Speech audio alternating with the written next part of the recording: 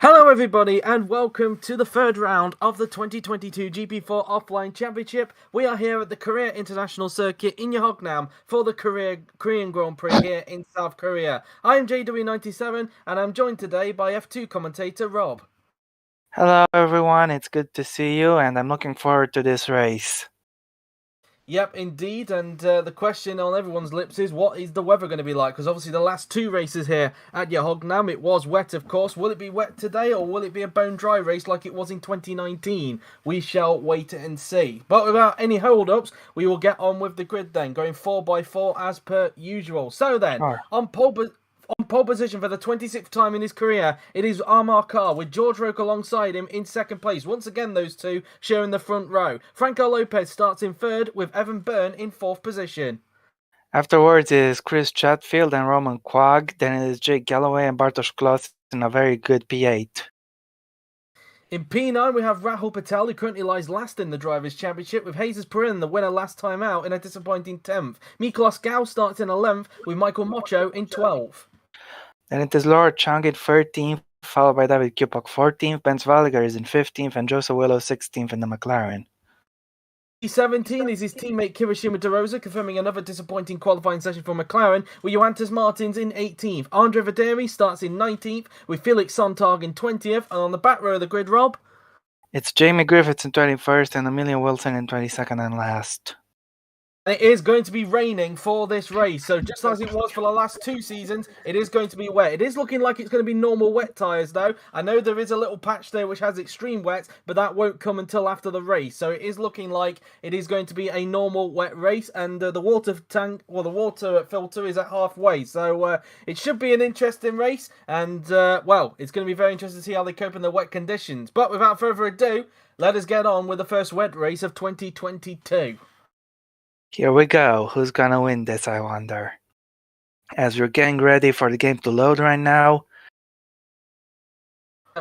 As we will soon be on the grid, and of course Rob will obviously lead us off for the start of the race. Just waiting for it to load up, and pretty soon, here we are then. We are now on the grid for 55 laps here at Yeongnam. Obviously, it's a short run down towards the first corner, so we'll see who's gonna take the lead, if Ka can hold on or if Rogue can take it. Either way, here we go. It's race time here in Korea. And with 5 lights, now out we are racing in Korea. Good start for George Rogue. Looks like he's trying to get the jump of Amar Kar. I think he might have already got him. In towards the first corner we go. Who's going to take the lead? Can Rogue take it or can Ka hang it around the outside? Looks like Ka has just about done enough to remain in first as the field slows to a crawl. Yep, indeed, as they all tippy-toe their way out of the first couple of corners, but Carr holds on to the lead, although Lopez is trying to get further. Good start for the Ferrari. What's happened to Byrne? In fact, there's a pit indicator for Jake Galloway as well, because you can see there's a red indicator on Chris Chatfield, so something's happened to Galloway, but Here goes Lopez down the inside. Can't quite do it there. Has something happened to Evan Byrne, though, because Chatfield's up in fourth. Oh, there's more collisions towards the back there, and it looks like a Haas has got involved, and a Renault as well, and we've got chaos down at turn 3, and which Renault is that that's gone off the track? Has to be Pernian. No, it's Quagg. It's Gal who's out of the race, so for the second race in a row, Gal is taken out on the first lap, as two cars have also got pit calls, as it looks like one of the Williamses has got damage, and we believe that Galloway has also got damage. Byrne has had a terrible start. He's down to 7th position, but clearly something has happened to both Galloway and one of the Williamses at the start. Yeah, we'll have to take a look what happened there. Indeed, as Quark's car is still crawling, but I wonder what happened down at the first corner, which involved Jake Galloway to have damage. As, we're going to have a look at first, and in fact, Quark already got damage at the first corner. Right, let's see who did he run into the back of. Evan Byrne had a woeful start and got leapfrogged by Quagg. And then Quagg, did he get pushed from behind? Yes, he did. It was by Jake Galloway, so that's how Galloway got the damage. What happened to the Williams at the back, though? Because one of the Williamses has got damage, and I think it's Felix Sontag that's got damage, or is it Jamie Griffiths? I'm not sure. But as we're going to have a look, it might have happened down at turn 2, because turn 3, because neither of them's got damage. So here's Willows. Oh, it was Sontag. He ran into the back of, I think that might have been... That's Andre Verderi he ran into the back of. It was one of the Aston Martins. I'm thinking that was Martins. Let's have a look at what happened to Gal then. Let's see how this accident between him and Quagg happened. Right. Well, let's take a look here. Looks like he just overtook the Ferrari And then runs straight into the back of the Renault. Yeah, a little bit clumsy there from Miklos Gal as the Haas there, it's fair to say, was very, very lucky it didn't sustain any damage. I think that might have been, I think that was Barcher's Kloss, in fact, so he's also had a terrible start, as meanwhile that was Let's Byrne. look at Byrne. This was a woeful start for Evan Byrne. He started in 4th position, so let's see. So he did get an... Okay, I'll confirm that in a minute. But as you see, it Byrne did initially get a good start, but as soon as Lopez tried to cut across to the left-hand side there, he had to back out, and that's where the collision between Galloway and Quarg happened. And then sneaking on the inside there goes Rahul Patel. He's had a cracking start from 9th on the grid. To confirm what Yuri's just said, Miklos Gal has got a 5-place grid penalty for causing that crash there with Roman Quarg. So, of course, we have a first few corners rule, as you know, and clearly turn 3 does not count towards that. So Gal will have a 5-place grid penalty for the next race, which is, of course, at Baku. Yep, that's right. And it's pretty clear-cut, the incident. It looks like there was a little bit of contact between Pernin and Byrne. Luckily, neither of them took any damage. No love lost there between the two former teammates as Perrin tried to go around the outside of him into the bus stop, but it didn't quite work out. But we're now back to the live action as Quarg's car is now come to a halt. But at the moment, Car is still in the race, with Chatfield currently trying to find a way through on Lopez, as everybody seems to be stuck behind Rahul Patel. It seems that Patel's currently holding up a train of cars, including his teammate Laura Chong, who from 13th on the grid has had an absolutely amazing start. She's already up to 6th. That is quite something. I think we're going to quickly have a look at this, because she's come from all the way from 13th on the grid and is already into 6th position. Right, let's see how she got it. Obviously, she gained a few places from the collisions, but nevertheless, it was a good start. She went down the inside of the Haas here. She obviously there was the collision there between Chatfield and of course Quarg, of course, which involved them damaging. How did she not collide with Pernin there, I wonder? Physics for you, really. Kind of similar with how Patel and Byrne didn't come to blows there into that first corner. But she goes through the damaged cars, and then I think she may have end up having a dive into this hairpin here, or the semi-hairpin as I called it yesterday during qualifying. So she gets by Perrin, and then those two make contact, and Chung says, "Thank you very much, I'll take P6 with ease," just as a wheel just goes storming across the track there, either from Gal or Quarg's car there. I'm thinking that was from Quag's. Yep, indeed, as we now get back to the live action. Car still leading from Roke in 2nd place, as Chatfield is still putting Lopez under pressure, as the two Lamborghinis are going to go into combat, as Byrne is currently holding up, that looks like Jesus Perrin at the moment. Perrin still stuck behind, as they've got, I think, Michael Mocho up in 9th place as well, so obviously he's took advantage from all the collision that happened towards the back of the field. But what's going on in that fight for 3rd? Because we think that Chatfield's got a run on Lopez, but he doesn't on this occasion. Lopez has got not the best traction, but Chung got a brilliant run on her teammate here, Rahul Patel, into the first corner. Down the inside she goes, and that's P5 for the Lamborghini driver. Brilliant first lap from Laura Chung there, as Patel drops down a place. Galloway is meanwhile heading into the pits to repair his damage. More traction for Patel there as Evan Byrne gets up to 6th, Perrin in 7th, and Mocho in 8th. So Patel gets mugged through turn 2, but there is yellow flags down here. They can't overtake down here, because otherwise it will be a 5-second time penalty. You've got to keep single file here, otherwise you'll get a penalty, and thankfully none of them go for an overtake down into that semi-hairpin there. Yep, indeed, as here we have Ben Wallinger. He's stuck behind the two Astons, I mean. Two of the damaged cars have now made their way back to the pits for repairs, as Roke, meanwhile, is now still all over the back of Armagh cars. So the two that started on the front row are into combat, as the gap is 0.4 seconds between the pair. Yeah, indeed. As they now make their way through the corner now, then Roke trying to put Car under pressure, same with Chatfield behind as he's trying to put Lopez under a bit of pressure. Lopez 2.3 seconds back from the top 3 at the moment as they make their way through the double left-hander. Of course, this is a corner that Yuri is keeping under the microscope throughout this race, it's fair to say, as now they come around the right-hander now then, as Roke may want to try and get a run on Car down the pit straight. Yeah, indeed, looks like that will be his first real opportunity to overtake. See now then as they make their way through into the corner. The yellows are still out down at turn 3 as they still attempt to clear both Quarg and Gal's car then from that part of the track. But now anyway, Roke, can he get a good run on Car as Car got the traction to stay in front for the time being as they come down the pit track? I think Car's just got enough of a gap to stay in front for the moment. So Car will hold on for the moment as Roke actually sets the fastest lap of the race. So currently holding on to the bonus point for the fastest lap of the race. Chatfield's dropped a bit back from Lopez meanwhile, as so far not really many people are going for the attack apart from Q-Puck, who might be trying to get the final points place off of Barcher's Glass here. Please keep it together, guys, because you made contact several times in Australia. Can they keep it clean into the first corner? Q-Puck down the inside, and he takes the points place with ease. Yeah, he's got him. As meanwhile, obviously, people still staying single file down into turn 3 because, of course, yellow flag's down there. If they attempt to pass anyone down to that corner, as Quag is still having his car cleared there. Valdinger has dropped down to 16th, so I think Willows might have got him for 15th into the first corner, so that's a place lost there for Valdinger. As meanwhile, everybody's still remaining single file down the support pit straight. As in fact, Valdinger got mugged, and Griffiths, you can't go for the move there. Otherwise, That's a 5-second penalty. Yep, and well, that's slam dunk there, and that's going to be 5 seconds. Didn't Wilson overtake as well? No, I think she stayed. Griffiths 5-second time penalty confirmed by Yuri there, so 5-second time penalty for Jamie Griffiths. As see a reminder as well that Gal's got a 5-place grid penalty for Backer in case anybody missed the start. But yeah, as obviously everybody's still making their way through single file, but Kupok into the points, and now being the only AlphaTauri left, he's desperate to try and get some more points in this race. Yeah, that's right. As obviously those two who pitted early on are now back out on track. You've got Galloway down in 19th. Now, can Roke get a run on Carr this time by? He seems to struggle a little bit with traction compared to Carr on the previous lap. But can he get the slipstream on the Mercedes this time by? But again, it just seems like the Mercedes has got a little bit more grip than what the Red Bull has coming out of the corners. Yeah, it's just not close enough to have a run into turn 1. And I don't think he'll have a chance onto the back straight either.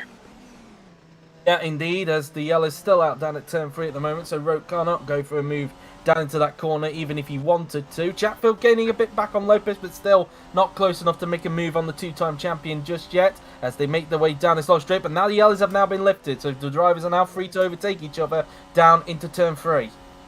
Yeah, it looks like Willows is going for a move on Andrew Federi. He's got the inside line and has taken the place quite easily.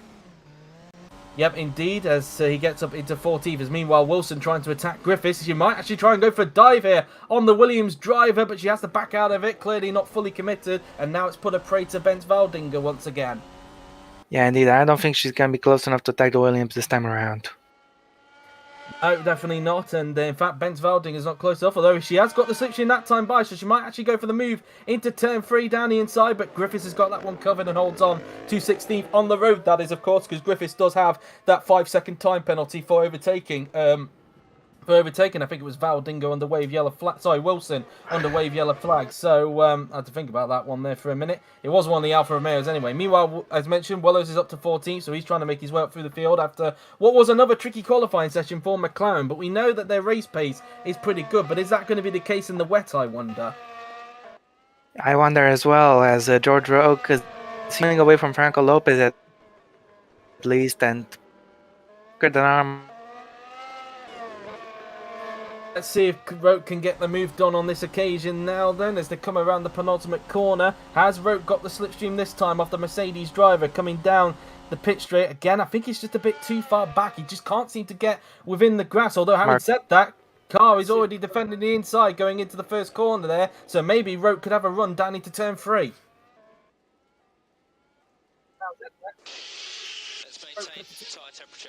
Sorry, I had a little bit of lag.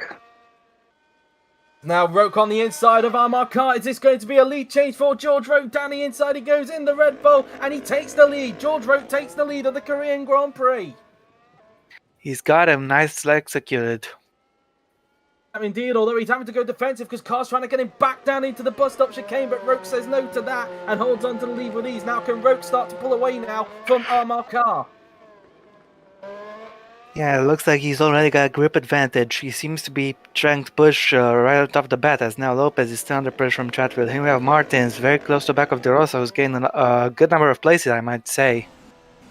Indeed, but he's currently stuck in a McLaren sandwich as Burn just looks like the two Alfa Romeos have overtaken Jamie Griffiths. Absolutely, it looks like Griffiths has been mugged somewhere, but it looked like there for a moment, Byrne just had a moment coming out of the bus stop, but and as a result, Perunin is now just 3 tenths behind him as a direct result of that. Just looking at his fuel load, he's on 28 laps of fuel, so that indicates to me that Byrne is on a 1-stop today. Yeah, so it seems, and it looks like the conditions will remain mostly the same the entire race, so it could be a working strategy, or it could do a backfire, we'll see. 21 laps of fuel for Lopez, so I wonder if he's also on a 1-stop like Byrne, but Byrne's just running a little bit more than what he is, so that could be... That looks like a 2 for Lopez, to be honest with you, Joe. We'll obviously, of course, wait and see on that when we get into the pit stop stages of the race. 2.5 seconds, the gap between the two Mercedes drivers at the moment. As car is starting to drop away now from George Roke, who is trying to pull away. Of course, Roke is determined to finally get a victory in the Red Bull after what was a winless 2021 season. Yeah, that's right. And he's already pushing. Yes, indeed. As meanwhile, up to 2.7 seconds. So Carr has got the pace to Lopez. Meanwhile, but doesn't seem to have the pace compared to George Roke at this stage of the race. Macho still keeping both Perrin and Byrne honest at this stage of the race. As meanwhile, Kupok is caught up to the back of. Not quite sure who that is for knife. But meanwhile, Martin's on the inside of De Rosa. Can he pull the move off into the first turn? No. Not quite. And it's brought Willows now into play. So you could say a little bit of team tactics there from the McLaren drivers. And now can Willows take advantage of the rookie Johannes Martin here. He's actually opting to go for the outside, which is a bit of a surprise, but it's not impossible as long as you get the overlap down into that corner, which Willows opts not to do. He backs out of that one, and Martins holds on for the time being, but still stuck in a McLaren sandwich. Johannes Martins. Yep, that's right, and I don't think he can pressurize De Rosa for the time being. The Italian is defending quite well, as Chatfield is all over the back of Franco Lopez, but he can't pass into the middle sector. No, definitely not, unless he's feeling brave, of course, but he's not on this occasion, as now we're going to see if maybe Chatfield can keep up, because he seems to, like with what Roke did for a little bit with Carr, just seems to have trouble with traction compared to the Mercedes, and of course we think that Lopez is obviously, it looks like, looking at Chatfield's fuel load, he might be on a free stop, because he's only got 9 laps worth of fuel on his DEF panel, so obviously he wants to dispose of Lopez pretty quickly if he can, and let's see if he gets a run down onto the pit straight. I'm not so sure about that, to be honest. And again, just looks like Lopez has got better traction coming out of that turn, and it gives him enough of a gap to stay in front coming down the pit straight there, and so much of a gap that he doesn't even need to defend going into that first corner. Though, having said that, Lopez does actually defend going into the first corner there, so similar to what Card did, and could that give Chatfield an opportunity to get him down into turn 3, I wonder? I'm not sure he's close enough. And I think you might be right on this occasion, Rob, because I think there's a bit too much of a gap. 2 seconds, the gap now between Roke and... Patel's been passed by Kupok. Yep, he has, and in fact, Patel has actually dropped a bit backwards since we last checked up on him, so he's actually Chung now in 5th position in the first Lamborghini. There she is in the background. So, yeah, Kupok now up into 9th position, as meanwhile, Martin's again trying to have a go at De Rosa into the first corner, but again, it's compromised him, and Willows again opting to go for the outside, but can he get enough traction on the Aston Martin this time, by? And I don't think he will. I don't think he's quite got the overlap on the Aston, unless he can think about flicking it back to the inside, which he does. He fakes to the left, goes to the right. Can he break that a little bit later? Martin's tried to break later there, nearly ran into the back of De Rosa, and well, no position changes on this occasion. Now Willows just can get that overlap, as meanwhile Lopez has pulled a 1 second cushion to Chatfield, so the Brit is gonna have his work cut out. Yeah, indeed, and clearly that Mercedes has got a little bit more in the tank than what the Ferrari has. We just see that Griffiths there was trying to have a go at Bence Valdinger into the semi-hairpin there, but it wasn't going to work out, so he had to back out of it for the time being. As back with Roke now, the gap up to 2.5 seconds now between himself and Armar Carr. Carr still keeping the gap honest between himself and the Red Bull driver. Roke has got 13 laps worth of fuel. I am a bit curious as to what car is running there at the moment, as Roke makes his way through the final turns. 11 laps. So in fact, despite the fact that Carr has got 2 laps less worth of fuel, Roke is still lapping quicker than him. Looks like it's a genuine pace advantage then. Indeed, I mean, we did see, apart from Q3, that Red Bull were looking very quick around here, and it shows again, Roke definitely using that to his advantage at the moment. No matter the conditions, that Red Bull car is one quick vehicle. Indeed, and obviously trying to make amends after what was a disastrous Chinese Grand Prix and get themselves back in the title fight with Mercedes. As meanwhile, we're back to this fight that's going on for 12th between De Rosa, Martins and Willows now then, as they make their way through the final couple of corners. Will Martins try and get De Rosa this time by? Willows will just watch on basically as a spectator. Again, De Rosa, I think, is defending the inside as Martins tries to slip the car in on the inside. Oh, bit of contact there between the pair. Luckily, it didn't end a disaster. I think he might get him here. Or not. No, he didn't quite get him there, but can Willows try and get Martins on this occasion? Martins, though, gets back in the slipstream of De Rosa, goes to the outside of the McLaren driver. Willows has to back out initially as they go side by side down towards the semi-hairpin. Now, can Martins maybe hang it around the outside? No, he can't. De Rosa holds on. Willows trying to get back on the inside of him there, but it's not going to work out. Again, these three still scrapping for what is 12th position. Willows just didn't have the traction there. Definitely not, as they make their way towards that bus stop chicane there. The gap, 3.2 between Carr and Lopez. Lopez has got a 1.1 second cushion now to Chatfield. So I wonder if Chatfield may have perhaps burned his tyres a little bit, or maybe saving them, because it's now down to 9 tenths according to that graphic on the bottom right. He's pushing, but he just doesn't have the straight line speed to overtake him for the time being, I think. Yep, indeed, as now come around the section of corners now then, as we continue to ride on board with Franco Lopez. Roke starting lap 9 of the race now then. We probably expect him to pit around about, if I'm going to guess, maybe around about lap 19 or 20, where we'll see Roke make his first pit stop of the day. As they come down the straight now, then 3 seconds the gap. In fact, Carr did respond a little bit, I think, to Roke's pace, so he does have a bit of an advantage on that last sector, but clearly in the other 2 sectors, the Red Bull's got a bit more on the Mercedes.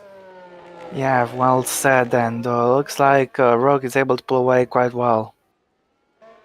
Yep, and keeping that gap comfortable at the front of the field. Chatfield still keeping Lopez honest in the background there, but not close enough to attack the 2-time champion at this stage. Of course, Chatfield has got good memories around here in career. Of course, last year he took his first ever victory in the top class here in the Ferrari, and maybe... Hang on, here goes Martins.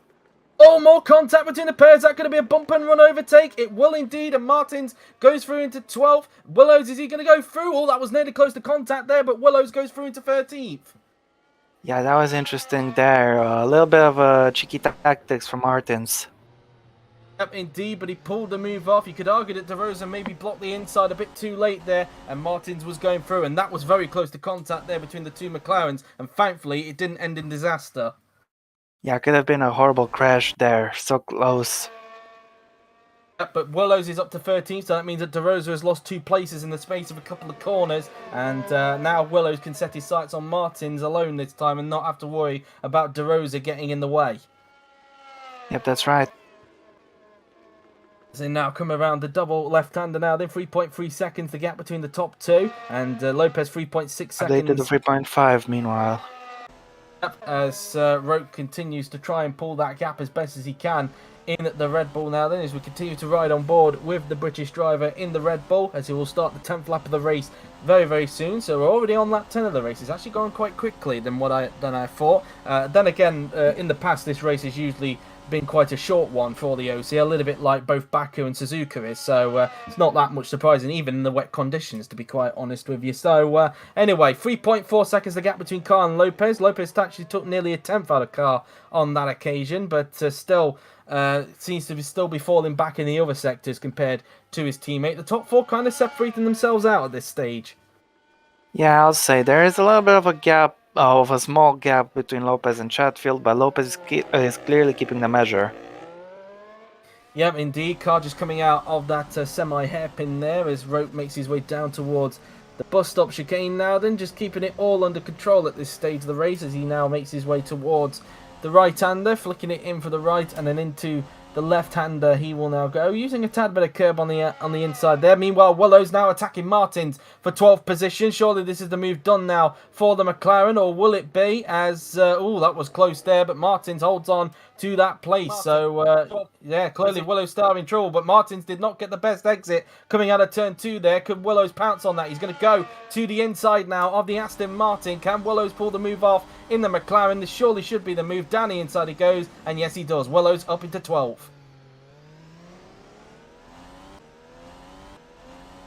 That's that there for Willows, unless Martins can possibly try and find a way back through. In fact, he's going to try and go for the inside there, but Willows got it covered as they go down to the bus stop chicane, but Willows does hold on to that place for the time being. Yeah, get overtaking. It's back with Roke now then, who is 3.8 seconds, I think that says on the dev panel on the top now. So nearly 4 seconds now, the gap between the top 2, as Roke now starts lap 11 of the race here at Yehognam. And now starting the 11th lap he will go. As meanwhile, Wilson has overtaken someone up into 15th place. So she's gained a place at the moment. I'm thinking that is Federi. Might have been Verderi, as meanwhile Burns still in 6th place. He's obviously on that one stop, so don't rule out Burn in this race, because that one stop could work out for him considering the conditions that we're currently in. But then again, it all really depends on how good the fresher wet tyres are once the pit stops come about. I think there should be a significant advantage. course, to remind you, of course, the tyre compound that we're supposed to be using is the medium tyres, but obviously we're using the wet state, but it does have the same wear rate as what the mediums do. Meanwhile, Laura Chung will be the first of the top 10 to make a pit stop this lap, and clearly this is a free stop for the Chinese driver. Yeah, definitely. I'm not so sure if that is the smartest idea.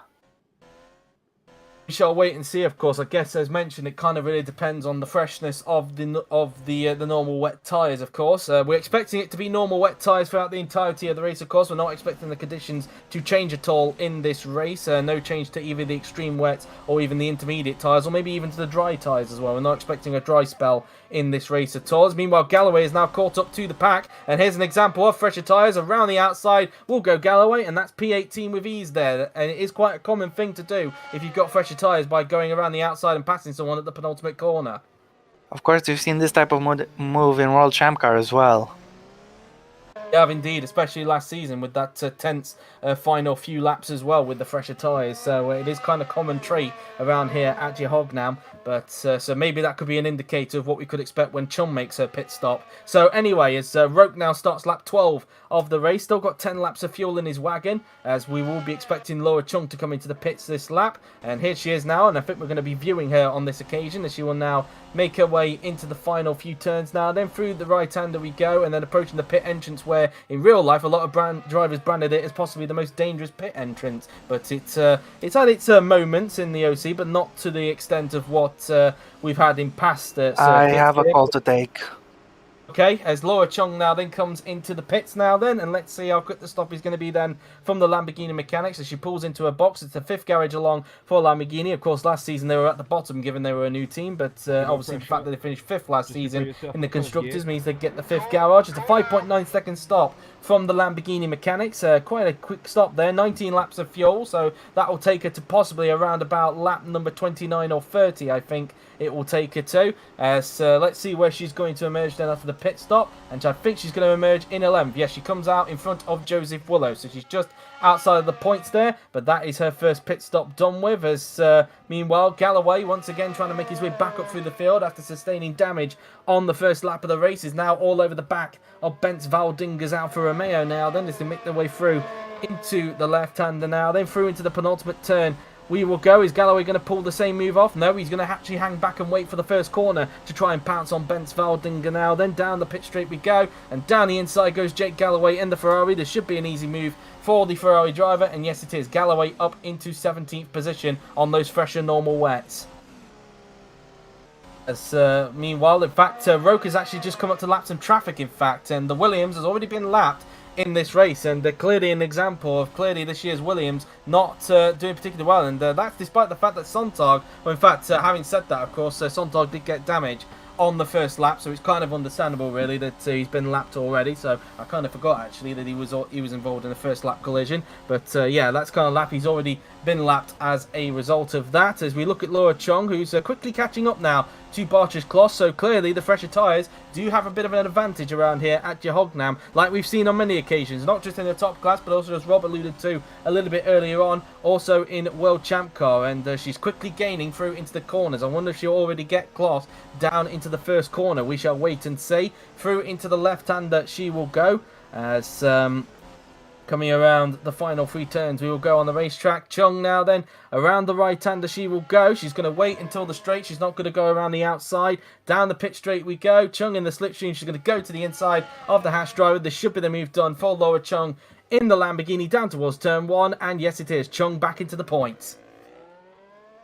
So they go through the second corner, as now currently the gap 5 seconds now between Roke and Carr, as Johannes Martins and the Aston Martin has just come into the pits there, as Carr still needing to lap Felix Sontag. As meanwhile, Chris Chatfield, who is on a very light fuel load, as we pointed to earlier, is coming into the pits, and maybe this could work to his benefit, given what we've been seeing both Chung and Galloway do on those fresher tyres. And same cannot be said, though, for Felix Sontag, who is still being lapped by the pack. So even on fresher tyres, that Williams still struggling for pace, it seems. And obviously, we mentioned it's arguably the worst car on the grid, and it's definitely showing at this stage, as Carr now finds his way around Felix Sontag there, as Lopez may have gained a little bit there as Carl was negotiating, but I think now Lopez I'm back. has to deal.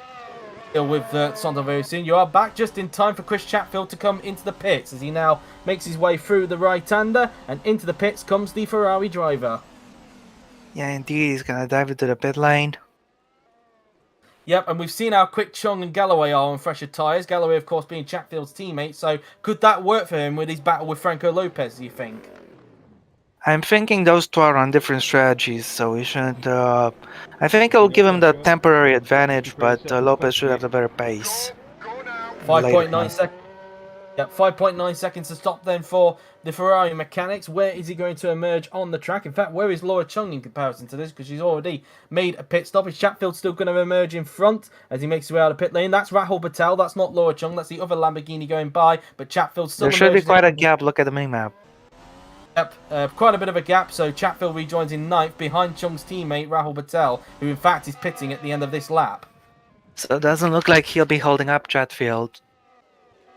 So definitely won't be doing his Patel won't be doing his teammate Chung any favours at this stage. As the gap now 6.6 seconds between both Roke and Carr right now. As Roke continues to build the lead out in front. As meanwhile Lopez now trying to lap Felix Sontag, who is clearly having a disastrous race. And I was just talking a little bit earlier on, Rob, that of course Sontag also took damage earlier on in the race, and he's also on fresher wets, but clearly even with fresh wets that Williams is just clearly horrifying to drive. Yeah, the difference in car performance is just too great. A 1 lap fresher, but still the point stands really that he should really be catching up to the guys in front of him, and clearly with the pace that Williams has got, it's definitely not working out. It's Chatfield Hold on, now Patel almost went off track there.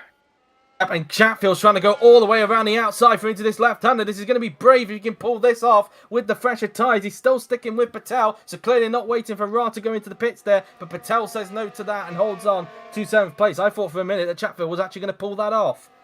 Yeah, I felt the same, but looks like Patel was able to keep him behind. And he's going to come into the pits now. Yep, indeed, and I wonder if Chatfield will still try and go around the outside of Patel, even though the Lamborghini is coming in, unless he's going to hang back for the moment. He's actually going to go around the outside. There's not really a point to that because Patel is coming into the pits, which he does now, and Chatfield is now released. Now the question is, how much can he gain now that he's got fresher track in front, as Patel is now into the pits? Yep, indeed, in comes the Indian driver. Yep, indeed, as the Lamborghini now then will pull into his box. It seems that both Lamborghinis appear to be on the same strategy because Chung didn't pit too long ago, so let's see how quick the stop is going to be. And 14 laps of fuel, so quite a short stint there for Rahul Patel, and 5 seconds exactly is the pit stop. Let's see where Patel is going to emerge then. Willows has already gone through. Will Willows' teammate De Rosa also go through? I think he will, so I think... Patel should emerge in around about 13th. Through goes De Rosa there, and Patel is going to emerge in 13th, just in front of Amelia Wilson's Alfa Romeo, as Roke will be coming up to some more traffic very soon, but he's now got the gap over 7 seconds between himself and Amar Khan. Yeah, he's currently having the measure of car right now. I don't think, even with his higher fuel load, should have the pace to beat him today.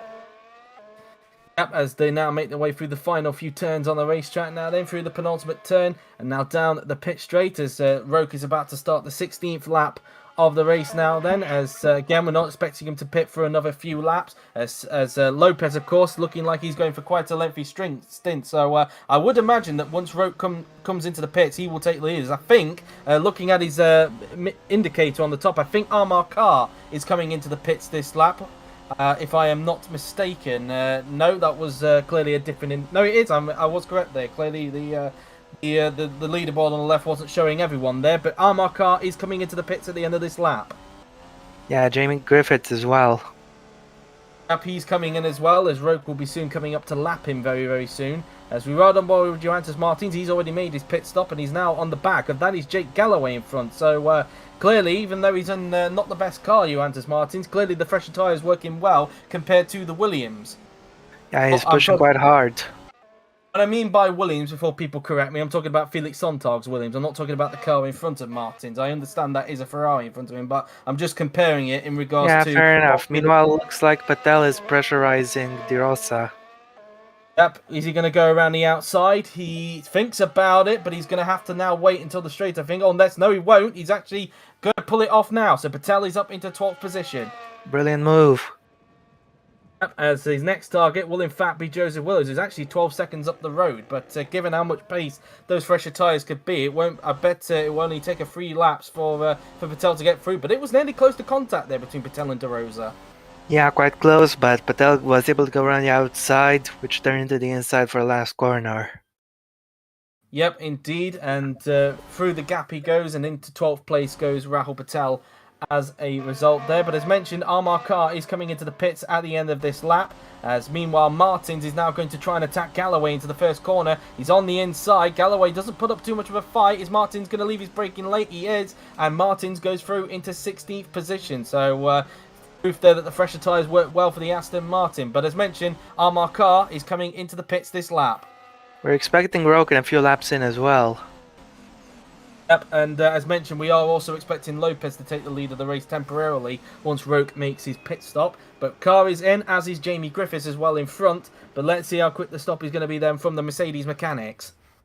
Yeah, and he comes. Set of tyres. 27 laps of fuel, so that confirms that it is a 2-stop then for Amar Khan. As I am a little bit curious as to what Laura Chung's strategy is going to be, and same for Patel. It might be a 3-stop for both Lamborghinis. Looks like one of the McLarens is also coming into the pits this lap, judging from one of the pit mechanics. As Q-Pot's coming down the pit straight, I wonder if Carr's actually going to emerge behind the AlphaTauri here. Let's see as he comes out of pit lane and through the pit exit, and I think Q-Puck has gone through. Yes, he has. So Carr has got a little bit of traffic to deal with in the form of an AlphaTauri, which is obviously an affiliate team to Red Bull. It shouldn't take him too long to clear him, though. He's already in the slipstream of the German driver, and Q-Puck doesn't. Well, in fact, he puts up a bit of a defence, but not too much. So Carr should get through pretty easily, which he does do. So Carr opted to save, or is he? Because Q-Puck's still there. Nope. No, he's not. Now Chatfield's now going to take full advantage. In fact, Chatfield has gained a lot since Carr's pit stop, and he goes through pretty easily there on Q-Puck after Q-Puck kind of got chopped a bit there by Carr. But I wonder now if Chatfield could try and gain onto Carr here. I'm not sure. I think Chatfield will definitely jump Lopez, but him and Lopez are on different strategies, so it's not like it matters. Yep, indeed. Now, how much can Carr gain whilst Roke is on the track? Because he's not pitting just yet, so that could be something to keep an eye on, especially if Carr wants to gain back onto Roke once he makes his first pit stop. I don't think he'll be gaining that much, to be honest. As we look, speaking of Red Bulls, we're briefly looking there at Evan Byrne, who we believe is on a one-stop strategy. So, of course, Carr's going to have to deal with him as well on the track, because Byrne is only going to be stopping once today. Speaking of Red Bulls, Roke is pitting at the end of this lap. So I was right in that it wouldn't take long. Yep, indeed, as he'll be coming in at the end of this lap, and it'd be curious to see where he comes out in relation to Carr. As so far, the only one with a pit indicator, as you can see on the top left of your screen, is now he makes his way through the semi-hairpin. As meanwhile, Byrne puts a lap there on Felix Sontag, and that's despite the fact that Felix is on 1 lap fresher tyres compared to Byrne, as Sontag is in fact coming into the pits this lap. So another disastrous race on the cards. As meanwhile, once again, both Carr and Chatfield lapping traffic, this time in the form of Jamie Griffiths. But in fact, Chatfield is not too far behind. I wonder how much Carr got held up there by the Williams, and they've wondered if Chatfield can get a run down onto the straight. He's not close enough though, so I thought for a minute there Chatfield could have had a run on Carr there. Doesn't look like it after all. Oh, very close indeed, and thankfully Martin's got the overlap done into that corner before there was a potential contact through into there. So Martin's showing people how it's done into that corner. Definitely one for the highlights reel. And he gets up into 14th there. Looks like Videri just gave him the place pretty easily there. But yeah, Martins, we've seen many collisions through into this corner, but Martins clearly showing how it should be done into that corner. Yeah, nice and easy down the inside, and Videri didn't fight him too hard either. Yep, and he's now up into 14th position on those fresher tyres, as now he's got Willows to deal with, has Videri. But as mentioned, Roke is coming in at the end of this lap. As we just look at Willows, will he try and get the move done on the Aston Martin there? As it was Willows, in fact, that was the one that pitted when we saw those McLaren mechanics. Thought about going around the outside of Videri there, but he's going to hang back and he's going to try and get him into the first corner now then. So Willows on the inside now then of the other Aston Martin, as Videri tries to do his teammate a favour now then, heading into the first corner, but it's not going to be enough, and Willows takes 15th as Roke is now into the pits. Here comes the race leader. He'll hand it over to Lopez temporarily, but can he emerge in front of his teammate Evan Byrne? Lopez at the same time having difficulty with traffic as he just goes around that Alfa Romeo there at that point. But Lopez will take the lead temporarily. But let's see how quick the stop is going to be then for Roke. 26 laps of fuel, confirming that it is a 2-stop for George Roke. As how quick is it going to be? It's a 6.8 second stop. Now, where is Carr in relation to Roke on the track? That's what I want to wonder. As Carr is actually just coming towards the third to last corner. If Roke should still be ahead regardless, though. It's just a question of what the gap is going to be. Byrne is actually going to go through on Roke here. So Roke's going to have to deal with his own teammate on the racetrack here. And will he have to also deal with Perinen, who's on the inside there? Perinen is actually pitting this lap. So Roke is, well, in fact, he says no to that. And he's in front. He's still in front. He said, no, I'm not going to get held up. And as a result, result, Macho. Macho says, thank you very much. And I'll take P4 from Perinen there, who's actually pitting this lap. So Roke doing Macho a bit of a favour unless Perinen could get back on the brakes late into the corner, which he is going to do. So it was temporary there for Macho, but Perinen is going to hold on. But as mentioned, Perinen is actually coming into the pits at the end of this lap. Nice bit of racing between the two of them there. Though it's not done yet because Macho's looking to the inside into the chicane there, and that is a contact there, and damage. And well, if I'm going to be perfectly honest, I think that's all on Perinen there. Well, let's see again. Well, he was pitting this lap anyway, so it's kind of a blessing in disguise for Perinen. But yeah, Macho was already ahead at the corner. Yeah, it closed the door too much. I don't think Macho is to blame for that one. I think Perinen should have paid more attention there. Macho was entitled. This is going to hold up Kai and Chatfield. How much though? Let's see. As he make their way up the hill now then. As now we look at Lopez. Of course, we're not expecting him to pit for at least another 7 laps, I would expect. So meanwhile, Willows is on the back of Juventus Martins as their scrap continues for 14th position. Willows again trying to go for it on the inside, but Martins covers the inside off and holds on. Meanwhile, Galloway on the inside of Andre Videri now then for 16th position as both Carr and Chatfield have both cleared Perinen, as now Galloway has got the move done on Videri. Macho temporarily up in 4th, but we're expecting him to pit very, very soon in this race. He's not on the same strategy as Evan Byrne, but still looking at a very good points finish is Michael Macho today. Also looks like. Meanwhile, Chatfield is still keeping up with Carr. As mentioned, they've both cleared Perinen, who's, of course, he was scheduled to pit anyway this lap, but it's now going to take a lot longer in the pit lane now because of that damage that Perinen got with Michael Macho there. As now Roke is not wasting any time on his teammate. Roke now on the inside of Evan Byrne, and I don't think Byrne's going to put up too much of a fight, and Roke is up into 2nd place. That was easy. Very easy indeed, but he's got a 16-second gap now to himself and Franco Lopez. I wonder if he can catch up to him before Lopez makes his pit stop, as Perinen is now into the pits. And I just saw that Davy Kupok is going to be coming into the pits at the end of this lap. Yeah, that's right. Obviously, a change of front wing is going to be needed for Perinen thanks to that collision with Michael Macho at the bus stop chicane there. So it's going to take a little bit longer than usual. 7.4 seconds. Maybe he lost about 1 or 2 seconds in the pits as a result of that. As meanwhile, Patel trying to find a way through on Kloss there, but Kloss closing the door into that final corner there. I wonder where Perinen's going to be joined in relation to these two. In fact, there he is just in front. Kloss defends the inside. Is Kloss going to get in front of Perinen here? And will Patel as well? Perinen's right in the middle there, and Perinen rejoins in 10th position. But he might get a run. In fact, no, he won't, because I think Patel's going to get some good traction on Perinen here, unless Perinen has just about got some slipstream on Bartrish Kloss heading down towards turn 3. Side by side go the two former GP2 teammates, Perinen and Patel, heading down towards the semi-hairpin now. Then is Patel going to hang it round the outside? He's going to try to, you know, as they're going to continue to go side by side, but Perinen's got the edge in the end, and Perinen holds on to 10th place. Yeah, he got a better traction there. Yep, indeed, as they now make their way through into that chicane there. Byrne now in 3rd position. I wonder where he's going to end up once the pit stops come for him, of course, as we've seen the advantage these fresh tyres. But look at this. Chatfield is all over the back of Carr, and that's despite the fact that Carr's on fresher tyres than Chatfield. This is bizarre. Very bizarre. And this is why Macho, they've caught up to him. Yep, so clearly traffic is not helped out Carr there. I didn't actually see much of it. It looks like Carr is going to try and hang it. No, he's going to wait. I think he's probably been given I think a call. it's because Kai's fuel is quite heavier. But that might cost Carr being held up by Macho there, because Chatfield's now on the inside of Armar Carr, heading down towards the first corner. Is the Ferrari driver going to get the move done? And yes, he is. Chatfield up into 4th position, but can Carr get him back down the back straight? He's going to have a look here, I think. But he's not close enough. I think he's lost out on traction, so he's probably going to have to try and gain him back, of course. He does have fresher tyres compared to Chatfield, but the fact that Chatfield was able to keep up with him on older tyres, that's a bit of an interesting one there, as Kupok is now into the pits. Yeah, and he comes. Meanwhile, we got Perinin on the back of Kloss here. Again, Kloss covering off that corner there. Patel watching on to see if anything happens. He's in the slipstream of Perinin, but I think Perinin is already going to flick to the inside of Kloss there as Patel watches on to see if he can take advantage. But Perinin on the inside of Kloss, and that's P9 for the Spaniard. Is Patel also going to follow through as well? He's going to try, but Kloss, he's gone a bit deep there, and Patel might try and get traction out of turn 2, which I think he's going to do, and yes, he is. So Patel back into 9th position. In fact, it's actually 8th now for Perinin, because of course Kupok is in the pits. Speaking of Pernin, it looks like we have some debate in chat over this crash from Mocho. Some people throwing the blame on him, some other people throwing the blame on Mocho. Kloss is just retaking the place from Patel, and now Kupok has just come out of the pits, trying to take full advantage of here as he's trying to go onto the outside there of Rahul Patel, but Patel says no to that and holds on to 10th place. So Kupok already getting himself into the thick of this battle. Yeah, he's ready to go.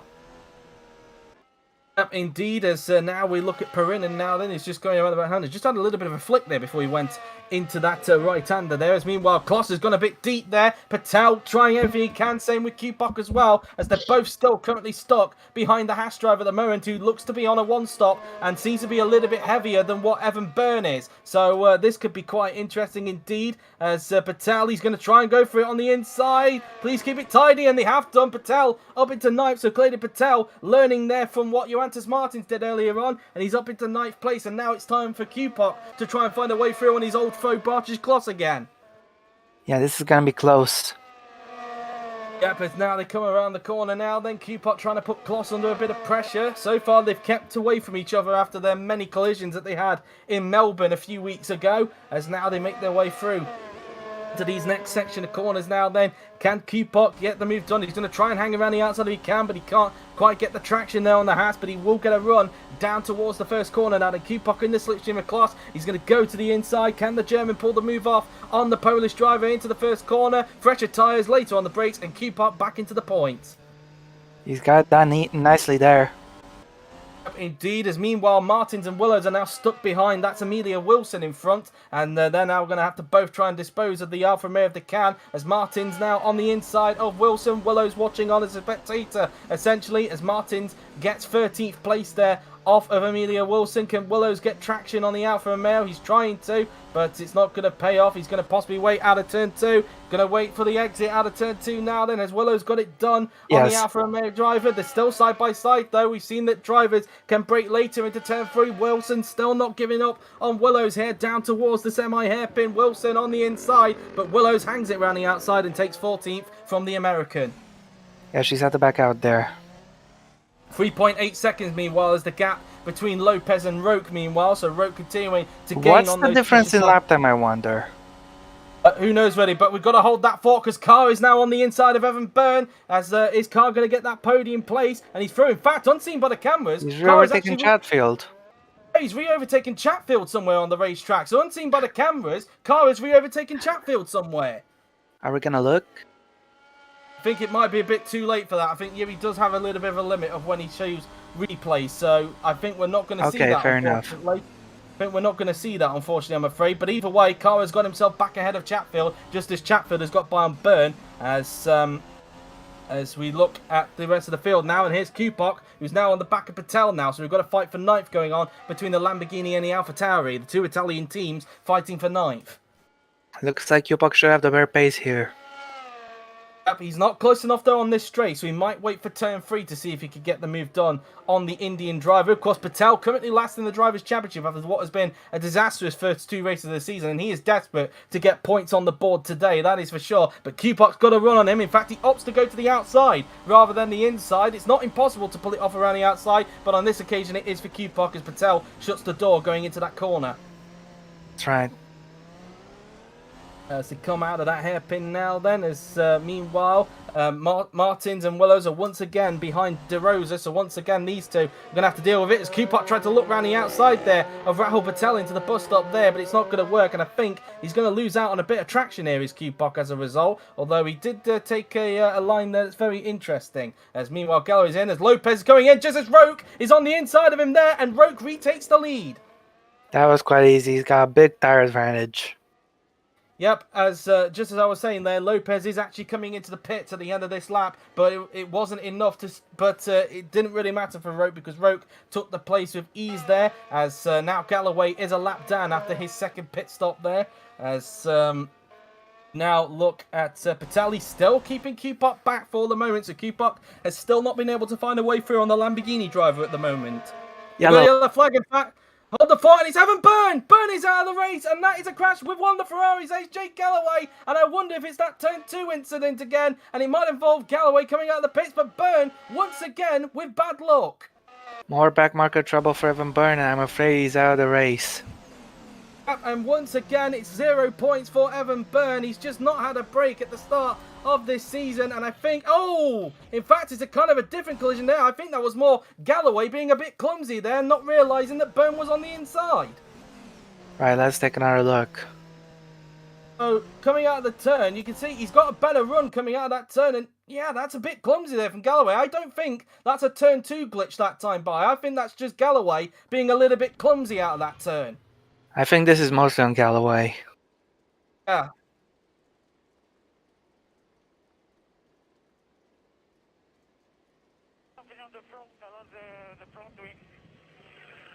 Okay, confirmation from Yuri there. A 5-place grid penalty for Jake Galloway, unless the incident repeats.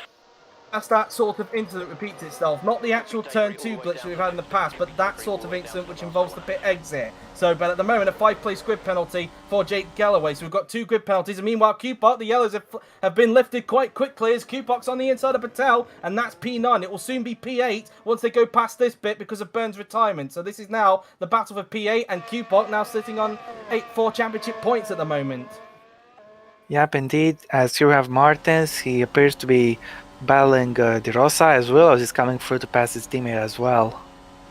Yep, indeed, Martins has gone through there. Is Willow's also going to dive it? Although I do think De Rosa is actually keeping the slipstream there. Although Willow says no to that. Please let me go, teammate, he's saying there. But De Rosa says no to that. So I bet Willows is getting a little bit frustrated with his teammate at the moment. Let's see if he can get him down the back straight. He's got better traction compared to his teammate now. Then as they're going to go side by side down this back straight now. Then can Willows pull the move off on Kirishima De Rosa now then as they head down towards the semi-hairpin? Can he pull it off around the outside? He's going to try to, but De Rosa again still sticking there. No grip. Willows once again having to hang back as he tries to get some traction out of that corner as they're side by side going down towards the bus stop chicane now then. De Rosa still on the inside of Willows there. Willows trying to hang it around the outside and see if it turns to the inside for this next part of the track. But De Rosa once again holds on. This is definitely not helping Willows at all. As Lopez this is doing wonders to Martins. Lopez has just finished his pit stop. Meanwhile, he rejoins in 5th place behind Laura Chung, but Lopez will have fresher tyres, so he should be able to dispose of the Lamborghini pretty quickly. The man Lopez is racing in this one should be Chatfield, though they're on vastly different strategies, so I expect Lopez to be able to push and gain. Yep, indeed, as Lopez now they're making his way down this back straight as they'll now try and give chase to Laura Chung in front now then as they'll be fighting for what will be 4th position in this Grand Prix. As there is Kupok in 8th as Patel is coming into the pits at the end of this lap for his second of 3 pit stops, we believe it's going to be. Willows is still stuck behind his teammate De Rosa. He is probably frustrated on the team radio that his teammate is not letting him go. I wonder. Seeing out then as Willows makes his way through into the final few turns. He should be able to get De Rosa this time, but I don't think he's going to be particularly happy with his teammate one bit. He's going to hang it around the outside and take P12 with ease, but as I said, I don't think Willows is going to be particularly happy that he got stuck behind his teammate for an entire lap. No, definitely not. This is how Martins pull away, as here goes Mocho.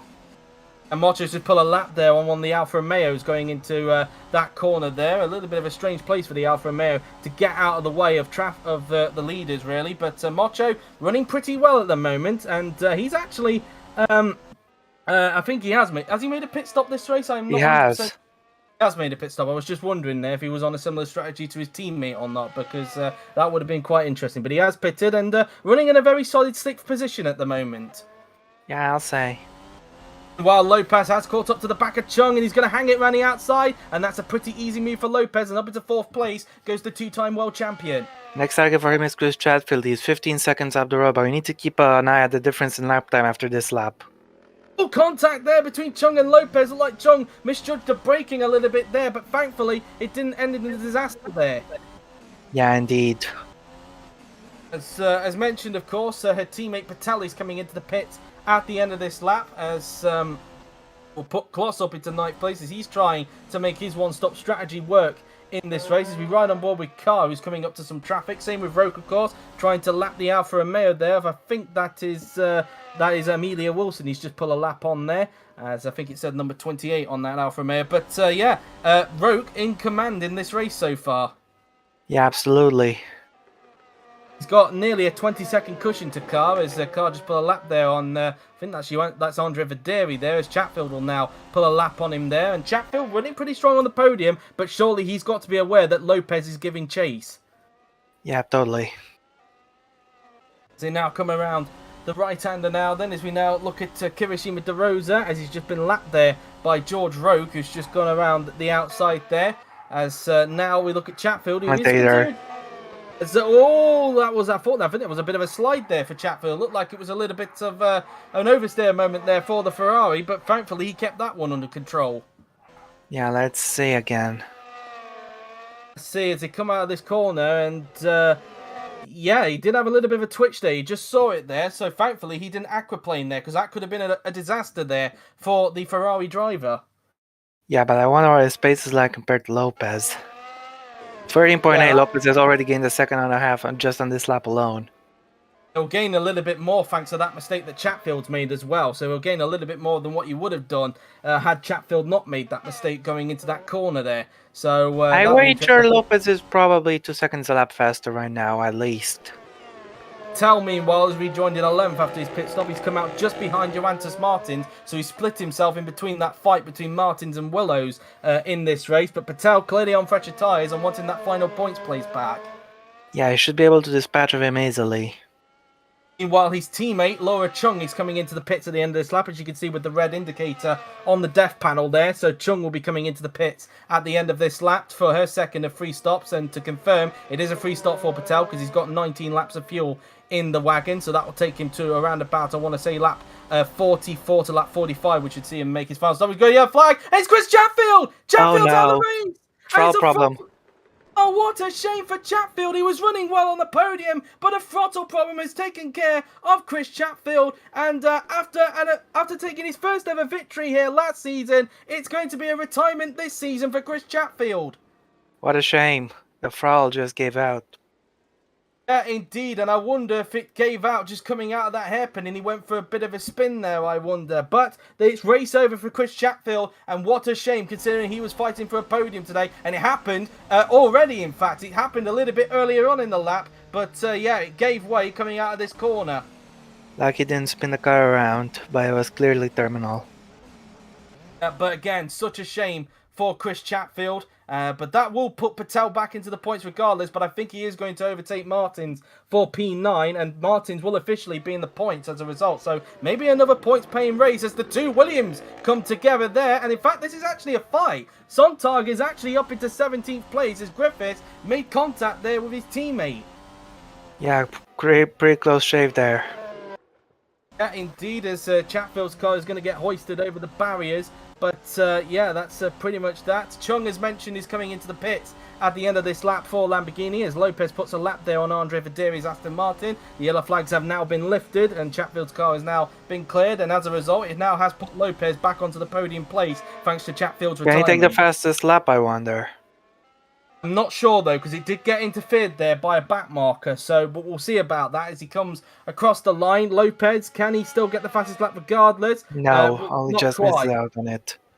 Yeah, but he still sets a better lap regardless. Maybe on the next lap he could try and get the fastest lap away from George Roke. As we look at Carr there, who is over 20 seconds now behind race leader George Roke, as he's now coming up to traffic, as Patel has still not been able to find a way through on Johannes Martins, as his teammate Laura Chung has just come into the pits. Yeah, and she comes, and this should be her second of 3 stops. It is a free stop strategy. It's 20 laps worth of fuel, so around about lap 46 or 47 is when we should expect it to make a final pit stop of the day. Now then, a 5.6-second stop from the Lamborghini mechanics. Where is she going to emerge? Through goes Q-Part there. Is that Kloss going through? No, it's not. It's a back marker, so Chung is going to emerge in 7th place, way ahead of Barch's Kloss, in fact. Yep. Meanwhile, we're looking at Roke now, who's coming up to the back of this is Joseph Willows that he's trying to lap here, and I bet Roke is not going to be too happy with Willows here. He has had issues with him in the past when it comes to holding him up, and I wonder if Willows is going to be a little bit of a pain for him again. But meanwhile, Patel has got a run on Martins, meanwhile, in the fight for ninth, but again, Martins covers off that inside into the final turn, but can Patel possibly get a run into the first corner? But again, it just seems like Martins has placed got perfectly unless Patel could dive it down the inside. Contact's been made, and a huge crash there, and that's Goodness. and once again, Patel has seen red in his eyes. My gosh, what the hell was that incident? Yep, and I think there is only one person to blame for this. Yeah, totally. It's all on Patel there, and it's such a shame for Martins, who was running for... 20-second time penalty. Confirmed there by Yuri, a 20-second time penalty for Rahul Patel once again. Seeing red, and Martins is out of the race, and clearly he slipped on the wet patch there on the AstroTurf. Clearly a bit of frustration looming on Martins there. Yeah, indeed. Yeah, there was just no control of that car. Indeed, but what a shame for Martins, because he was once again fighting for a good points place considering the car he was in. And also a shame for Kloss as well, because we will never know how he would have done with that one-stop strategy, because he was fighting for points with that strategy, but we'll never know, of course, if he was able to make it pay off in the end. Yeah, indeed. Flo saying in the chat, Martin's car must have had a broken suspension. That could be plausible as well, but it could be more likely that he just slipped on the AstroTurf there just as he was rejoining. But yeah, such a shame regardless though, because he was competing for more points in this race. But yeah, that is solely on Rahul Patel, who surprisingly didn't get any damage from that. Yeah, that was... I'm not gonna say... I don't want to talk about the terrorism meme, so I'm not gonna call it terrorism, but that was not a well thought out move.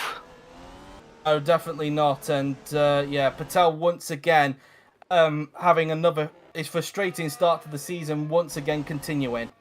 Absolutely right, as Zontag as a result has just overtaken Benz Wallinger in the meantime. Yep, so now on fresher tyres, Sontag is now starting to show the pace a little bit. I wonder if those tyres that he had after he had to pit for repairs may have not worked for him on that occasion.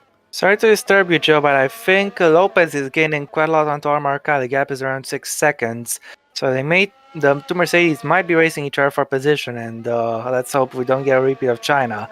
And this could be why the car was being impeded by the McLaren.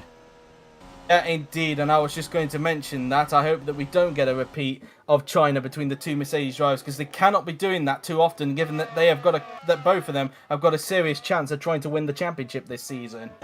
Hey, if they crash together, Mocho will be on the podium, and I'm not sure how many people want to see that, especially not the two Mercedes. Well, I think it would be it would obviously be his best ever finish in the top class if he would pull that off, because he's never had a podium, of course. So for Haas, it would obviously be their first podium since 2018, if anything were to happen. But let's not think anything negative about the Mercedes. Let's hope they can actually have a fight that's clean on this occasion. Yeah, indeed.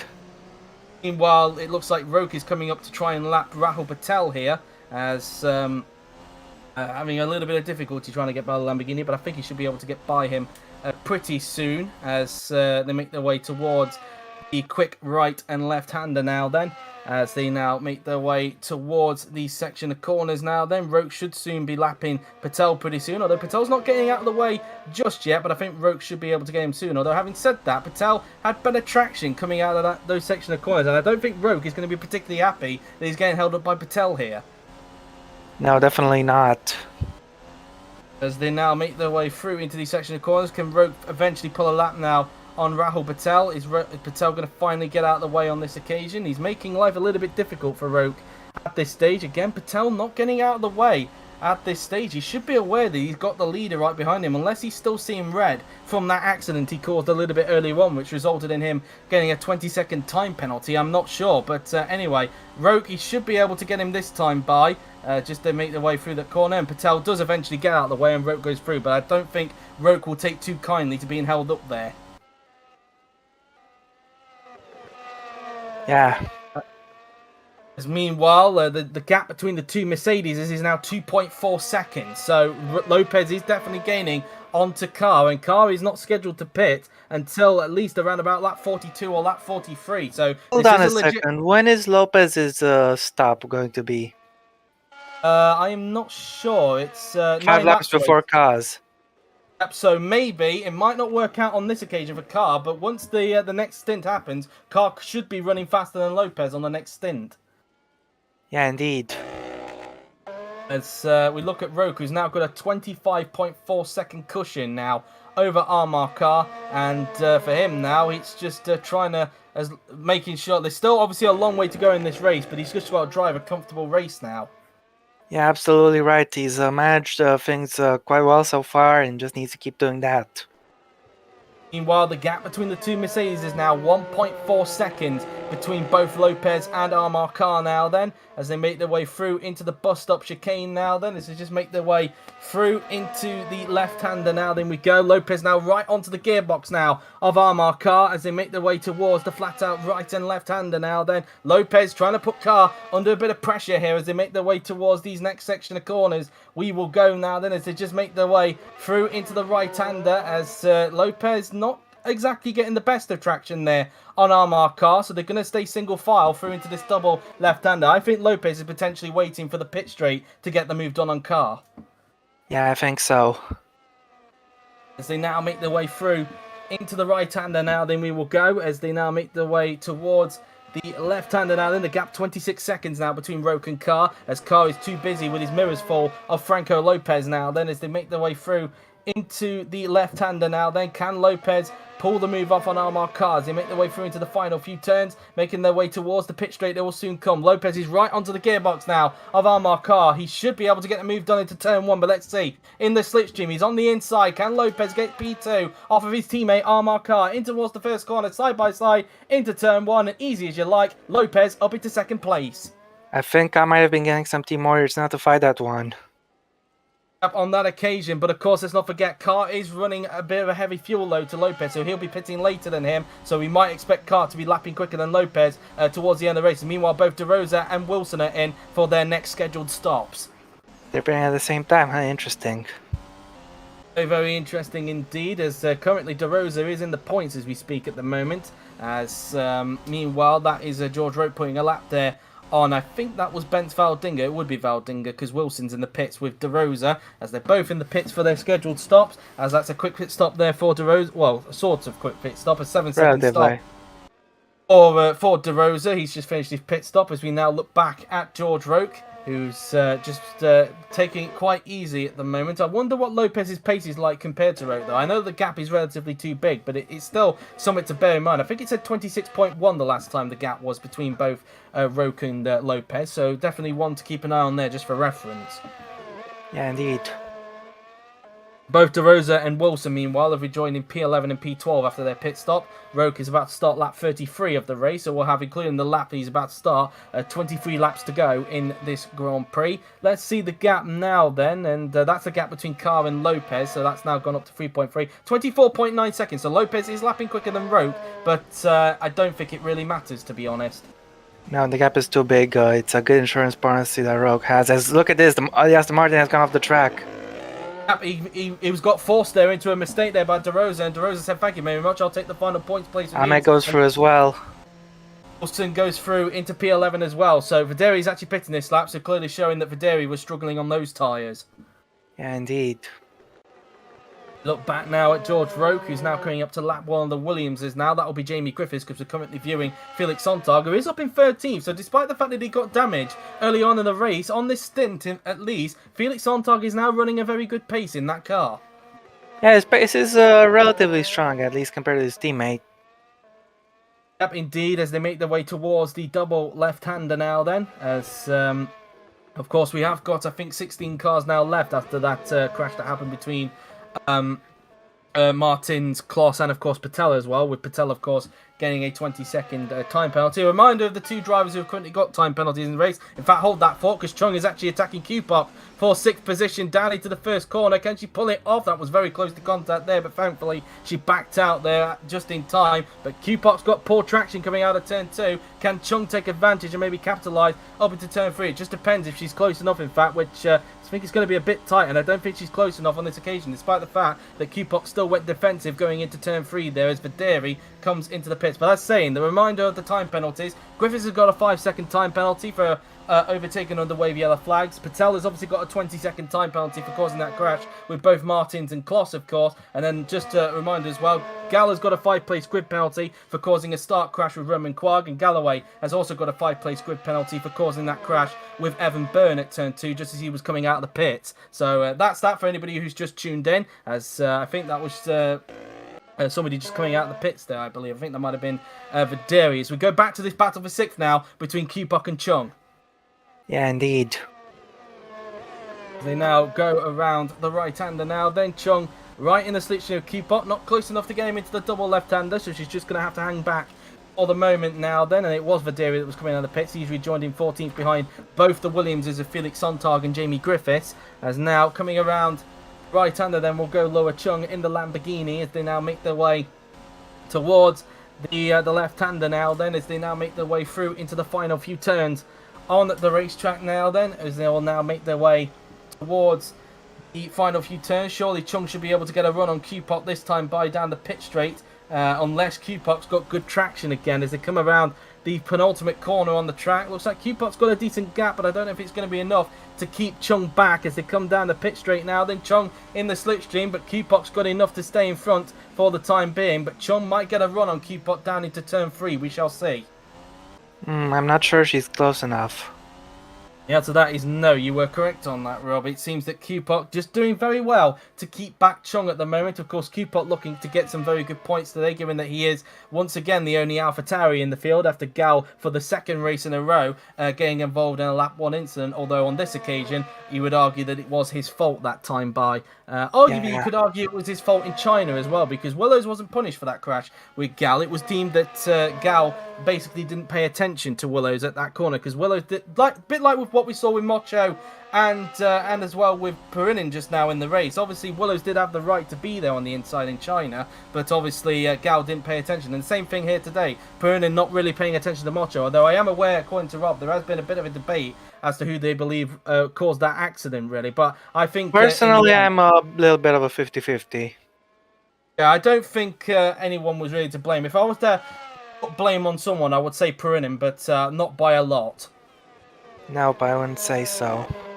Yeah, kind of similar there between Gal and Willows last week as well. As meanwhile, Chung's still stuck behind Cupok. These two have been battling for a couple of laps now, ever since Chung came out of the pits for her.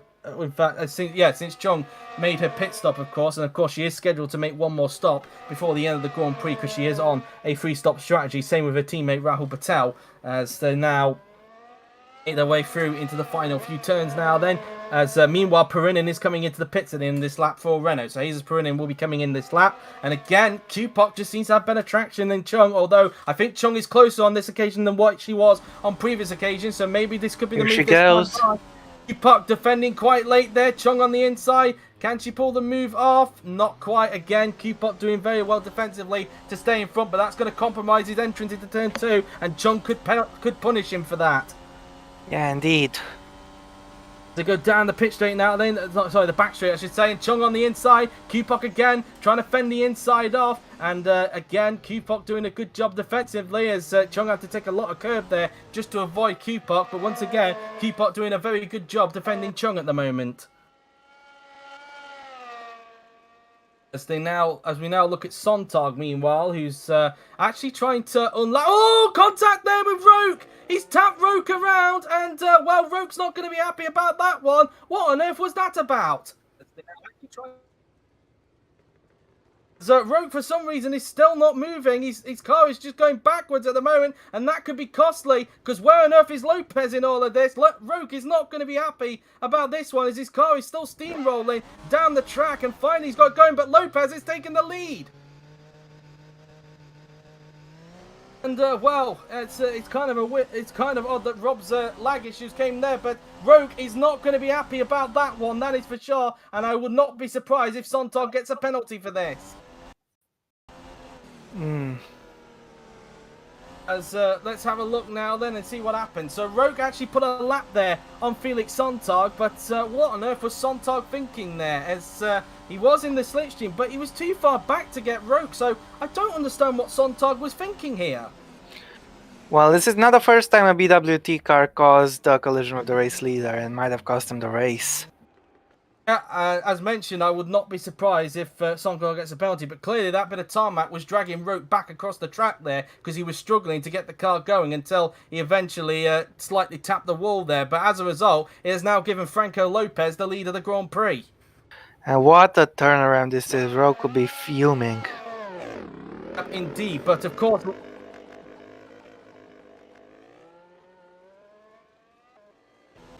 Okay, so a 15-second time penalty for Felix Sontag there, confirmed by Yuri there, 15 seconds for Felix Sontag. And, Roke, of course, let's not forget, Lopez is pitting at the end of this lap, so I wouldn't rule it out yet, because Roke will have fresher tyres when he makes his last pit stop of the day. So, even though that collision between Sontag and Roke has just happened, and has allowed Lopez to take the lead, I still wouldn't rule out Roke for the win here. It depends on how strong Lopez's stint will be on the fresher tires. Yeah, indeed, but obviously we've mentioned Lopez is coming into the pits at the end of this lap for what will be his final pit stop, but I bet Roke is seeing red after that. Perina's just finished his pit stop, just as Kupok and Chung are still fighting, just go through there, and once again, Kupok doing a good job fending off Chung at the moment. Yeah, I'll say. 11.5 seconds the gap. I expect it to grow further after Lopez makes his pit stop. I mean, he will have much fresher tires, so he should be able to pull away. I just wonder whether Roke will have the grip to close him down in the last stage of the race. Vernon rejoins in 7th after his pit stop, as we're now going to view Franco Lopez coming into the pit for his second and final pit stop of the day. 12.1 seconds the gap because of the fresher tyres that Lopez is on after that spin that Roke has had. But Roke will retake the lead as Lopez comes in for his second and final stop of the day. Yeah, he's going to fuel for 20 laps and then have some fresh tires to boot. So let's see what his pace is like. I wonder if he'll emerge in front of or behind Ka. Okay, no pressure. 22 laps of fuel, so that confirms that he is going to the end of the Grand Prix. A 6.1 second stop for Lopez then, as both Roke and Ka have gone through there. Is Mocho also going to go through as well in the Haas? I'm not sure, as Lopez goes trundling down pit lane, as I think in fact he's too far ahead of Mocho. Mocho's away. Yep, so Lopez should still come out comfortably in third position, but now the chase is really on to see if Lopez, by a lot of luck, can try and take his second victory of the season. It'll certainly be something, and oh no, he's coming to lap of Williams again, Roke. But this time it's Jamie Griffiths, it's not Felix Sontag on this occasion, and in fact Sontag is actually pitting at the end of this lap as a result. Meanwhile, Chung's still stuck behind David Kupok at the moment. She's been stuck behind Kupok for such a long time. It's not been able to find a way through. Can she pull the move off this time by? She's going to try and go for it on the inside. Again, Kupok puts her in a compromised position to enable, which as a result meant that Chung had to back out. But Kupok, once again, doing an incredible job fending off Chung in this race. Yeah, indeed, a great defensive masterclass. Yep, indeed, as Griffiths, clearly on old tyres, has just gone a little bit wide going into that right-hander there, as Carr will soon be coming up to lap him very, very soon in this Grand Prix as they now make their way through into the double right-hander. But again, the second time this season, back to the topic with Roke, it's the second time this season that a back marker has interfered with a Red Bull whilst they're trying to fight for the win. We saw it in Australia with Evan Byrne, of course. Yeah, indeed, and Byrne was taken out by a back marker today as well. Yeah, indeed, and once again, a back marker getting involved with a race leader that just happens to be driving for Red Bull, and oddly enough, a Lamborghini-powered car as well, which is a little bit of a coincidence as well. So anyway, as now we look back to this battle between Kupok and Chung now for 5th position, as Chung getting better traction there, but again, just can't find a way through on Kupok at the moment. Kupok just placing his car absolutely perfectly at this stage, as now Roke is trying to lap Joseph Willows now in the McLaren and should be able to lap him pretty easily down into turn 3. But again, he's probably seeing red in his eyes after what just happened there with that Williams. But again, not over yet, because of course he's going to have fresher tyres than Lopez, but whether he can gain back the to gap him or will be not, massive. Yeah, indeed, because Lopez has just come down the back straight, as now back to this battle for 5th place. Can Chung this time get a hold of Q-Pop for 5th place as they go around the penultimate corner? She's closer to Q-Pop than what she's ever been before, so this might be finally the chance that Chung has got to pass Q-Pop. She's on the inside. Is she finally going to get past on the Alpha Tauri now? They head down towards the first corner, down the inside, and she's finally got it done. Chung up to 5th. How many seconds did Rogue lose because of zone tag? Well, the gap between Roque and Lopez was roughly around about 18 seconds, I think. So, And what was the gap after the incident? I think he might have lost roughly around about 26 seconds, if I was to guess, judging if I was to roughly estimate, because Lopez was still pulling away in the last 2 seconds. And again, Griffiths on those old tyres, really struggling, but thankfully he is coming into the pits at the end of this lap, just as Lopez puts a lap on him. Yeah, indeed. Rogue will have fresher tires, but unless Lopez throws away or has a failure, I don't see how he loses this race, to be honest with you. You never know, of course. It could take what happened with Roque earlier on to get Roque back into this race if the tyres are not going to work out for, currently, we have to say, the official Grand Prix leader. I think because, of course, obviously when he pits, Lopez will be back in the lead of the race. But, of course, both Carr and Roque will have fresher tyres compared to Lopez. So it'll be interested to see if they're able to gain on him in time or not. As Lopez has just gained 2 seconds on this previous lap alone. Oh, the track goes chunk.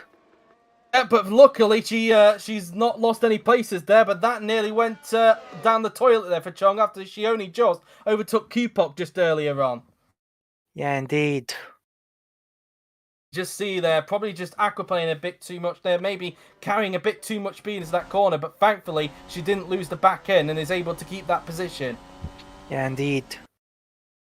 And just see there, maybe carrying a bit too much speed. You can just see the car just stepping out there. Chung had to correct it mid-corner, and as a result, it speared her towards the curb there, and she had to lift off the throttle just to make sure the car didn't spin any further. As meanwhile now, then there is Perrin, and of course in 7th place. He's actually not too far behind both Q-Park and Chung in this race, although he probably would have been a little bit more higher up the field if it wasn't for that collision with Michael Mocho earlier on in the race, who so far could be replicating what Barcius Kloss did in the previous race and possibly getting a 4th place should nothing happen to him. Lopez has already got up to Carr. So once again, the Mercedes fight resumes between Carr and Lopez now then, as they both make their way in towards the bus stop chicane now then. Carr, given that Lopez pitted with about 4 laps worth of fuel left, I would expect Carr to pit in about 2 laps time, so lap 41 to be exact, but I think Lopez may already pass him before he gets the chance to. In fact, you can see how much traction Lopez has got there compared to Amar Carr as they now make their way towards the left-hander now, then heading in towards these next section of corners. Then we go through the left and then into the right-hander now, then we will go as Carr goes a little bit wide coming out of that turn now. Then Lopez looking to the outside. He might try and hang it around the outside if he can going into this corner, but he backs out of it. He doesn't want another collision with his teammate like he did in China, of course, as now they come towards the right-hander now, then we go, and I think Lopez may be waiting for the pit straight just as he did previously when he originally got past Amar Carr, but you can tell just how much pace that Lopez has got. He's practically just pushing Carr along the track, essentially. Yeah. As now they come around the corner, Roque's got the gap up to nearly 10 seconds now between Roque himself and Carr, but of course it might be Lopez very soon, as Lopez is going to actually hang it around the outside. He's not going to wait for the straight, and that's P2 once again for Franco Lopez. That certainly was an easy move. Indeed, and Carr is actually coming in this lap, so he's not going to wait a further lap. He's actually going to come into the pits at the end of this lap. As Lopez just comes out of turn 2 there, as I wonder how long it will be for when Roque makes his pit stop, I wonder. We know that Carr is coming into the pits at the end of this lap, but I wonder how long it's going to be for George Roque to make his final stop of the day, and whether or not he'll have enough pace to catch back up to Lopez on fresher normal wets or not. I wonder. As now they come down towards that bus stop chicane, they're coming up to a McLaren to lap soon. Meanwhile, Perinen is trying to lap the other McLaren of Kirishima DeRosa's. Meanwhile, David Kupok has just come into the pits for Alpha Tauri. So Kupok in for his final pit stop of the day, and looking to see if he can try and maybe get back ahead of Chung once she makes her 3rd and final stop of the race. As we look back at Roque now, and given that Carr is pitting this lap when he had about 6 laps worth, I think we could expect George Roque to come into the pits at the end of next lap, Rob. As I think Yeah, I Roke think so. Yeah, as meanwhile, we just see there, I think that's Lopez who's just pulled a lap there on, that is, well, it was one of the McLarens. I think it might have been Joseph Willows who just put a lap on. As we ride on board now with George Roke, as Q-Pup rejoins in 7th place. So he's clearly got a big enough gap to Patel, who of course has that 20-second time penalty for causing that crash with both Juventus Martins and Barcic Kloss. As now, coming around the final couple of corners, we will go. Is Roke going to pit on the next lap? Let's see. The gap down to 7.4 seconds between himself and Lopez. And the answer to that is yes. Roke will be coming in at the end of this lap. What is the pace difference per lap between the pair of them, I wonder? I think, in fact, it says 5.9 there, so he's taking massive chunks out of Roke on that occasion. But anyway, speaking of Mercedes, Amar Kar is now into the pits for his final stop, and I wonder how much pace he's going to have compared to Lopez towards the end of the race. I know it's going to be a bit of an ask, I think, for Kar to catch back up to Lopez, but you never know, of course. I don't think so. 0.4 second stop, a quick pit stop from the Mercedes mechanics. And Mocho's gone through into 3rd, but of course he still needs to make his final pit stop of the day. So let's see where Kar is going to emerge then after the pit stop. He should come out in 4th because Chung is a long way behind. So Kar will be joining 4th behind quite a bit of a gap between himself and Michael Mocho. But of course, as mentioned, Mocho is scheduled to make another stop in about a few laps time. So as much as it would be nice to see a Hasselhoff podium, that's not a legit position. You expect him to pit. I think in around about 2 laps time we should see Michael Mocho make his second and final stop of the race. Yeah, probably.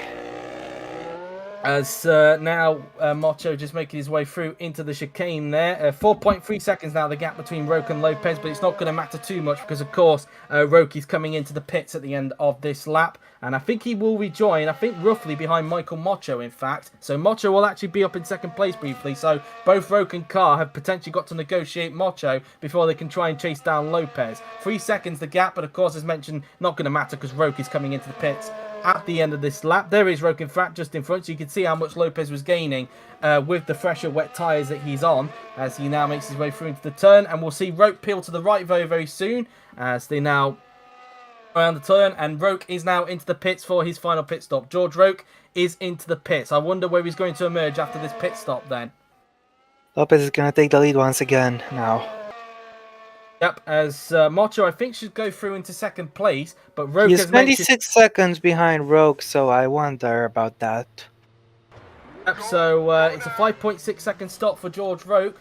Is he still going to emerge in front of Mocho, or is Mocho going to go by? I think, looking at how slow it is, I think Mocho may go by him. Let's have a look. I think Mocho is going to go by him, so I think Roke is going to emerge in 3rd position. There goes Mocho, so Roke will rejoin in 3rd position and has got a comfortable gap to Amar Kar, and of course Roke has got 1 lap fresher tyres than what Amar Kar has. Now the question is, can both of them gain chunks on Franco Lopez, as all 3 of them are going to the end of the race? Of course Roke and Kar have still got to negotiate Mocho, who still needs to make his final pit stop. I don't think the two of them have enough time, and I have to say something, Joe. You were saying Roke lost 26 seconds to Lopez now, well, because of Zontag. Well, he's over 26 seconds behind Lopez now, so Lopez would have legitimately taken the lead, thanks to his undercut, even if Zontag didn't take Roke out. But of course, Roke would have had a much higher chance to catch him.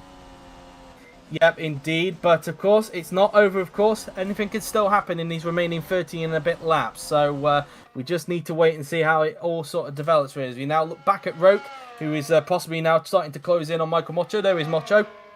But I think He's getting on him rapidly.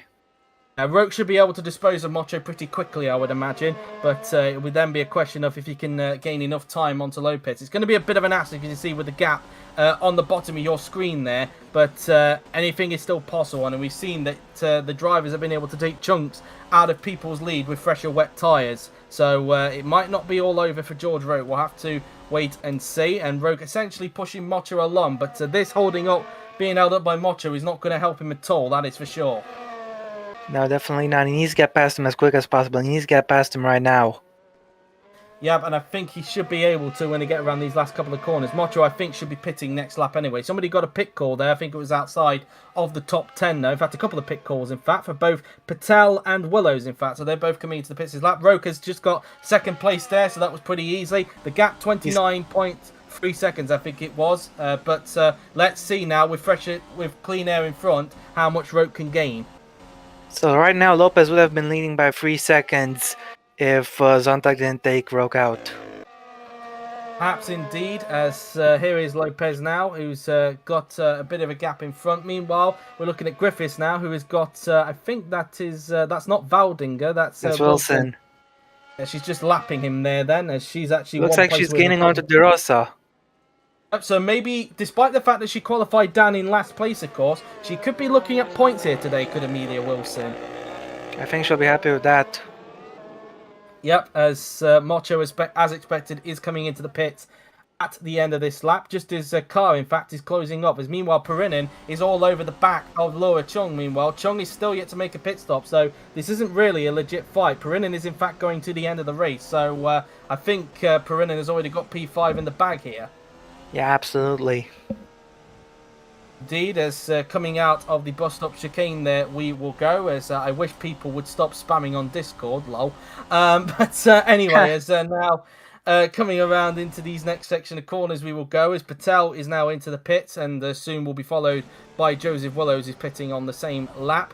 As coming out of that corner, where people have had trouble with traction today, Perinin, I think, is probably now waiting for the pit straight to try and see if he can overtake Laura Chung. Car is on the back of Mocho, but it's not going to matter because Mocho is, of course, coming into the pits at the end of this lap. And Roke could be on for a fastest lap here. Let's see. As he's getting some slipstream off the Williams. Is Roke going to get a fastest lap here? He definitely is. A 1:45.512. The gap 27.7 seconds between himself and Lopez. So he's not really gained as much as he would have wanted, really. So yeah, I think, as you've said, Rob, it's going to be a bit of an ask because Mocho is now into the pits along with Joseph Willows.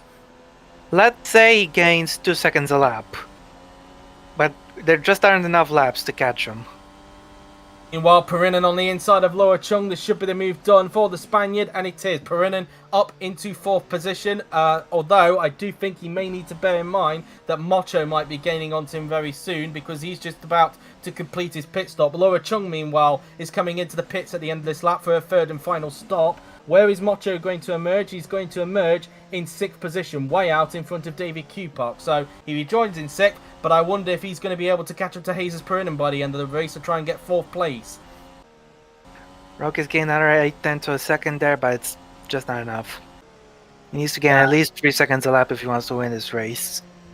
Yep, and I think the victory in the Red Bull may have to wait a little bit longer, and he is not going to be happy with Felix Sontag one bit, that is for sure. As of course, Lopez is going to become the first double winner.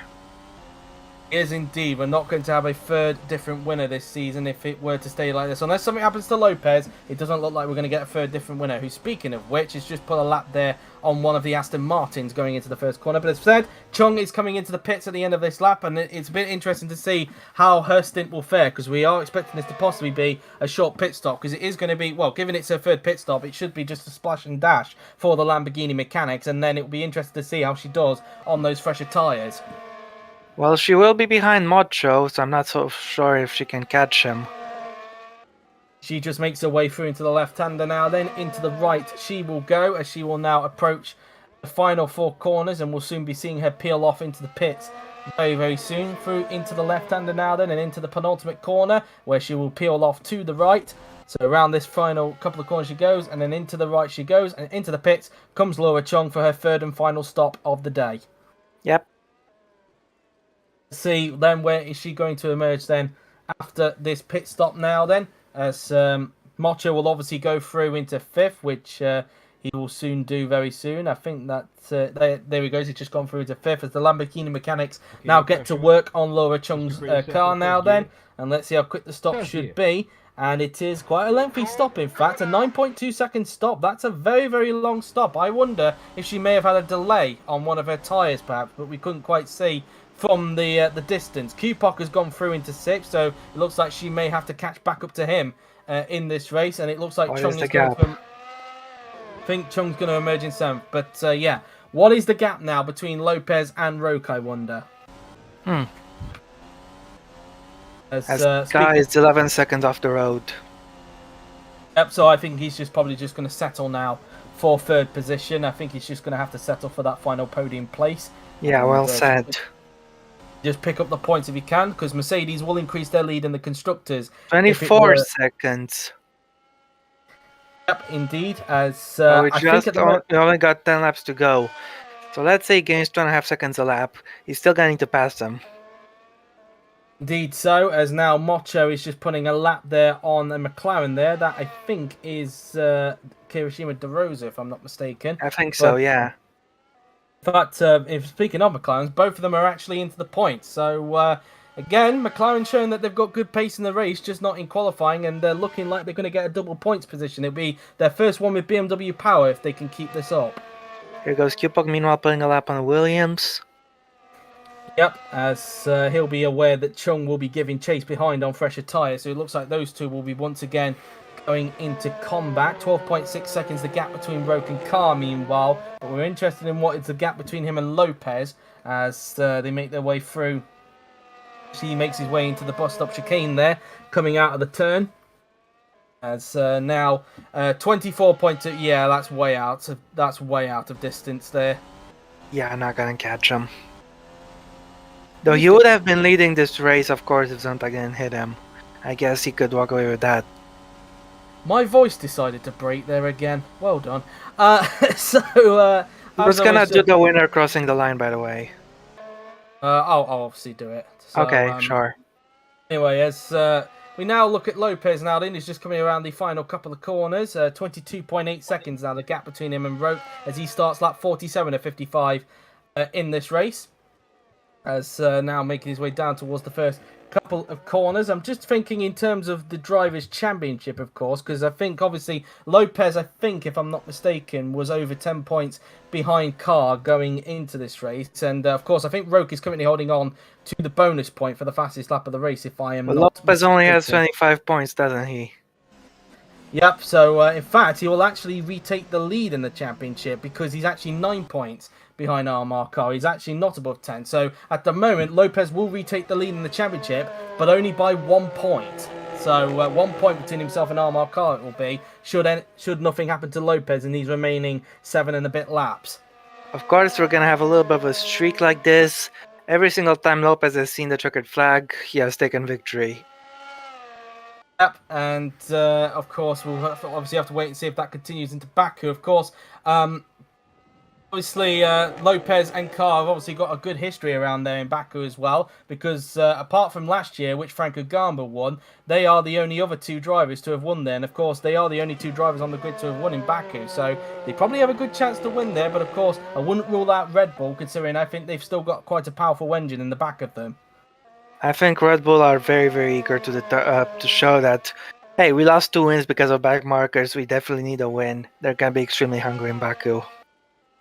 Yeah, indeed, and obviously they won the first ever race at Baku, of course, with Armar Carr. In fact, the first 2 races at Baku with Armar Carr did Red Bull, so they've obviously got a history around there, and of course won last year's race with Franco Gamba. So both teams have got a very good history around that track, and they are looking to see if they can obviously have a good race over in Baku next week. But anyway, that's for next week. We're currently on modern day. The gap is 21.6 seconds. Roke is still trying, but as mentioned, it is going to be a bit of an ass. He needs to hope for some kind of miracle to happen if he wants to reclaim the lead of this race.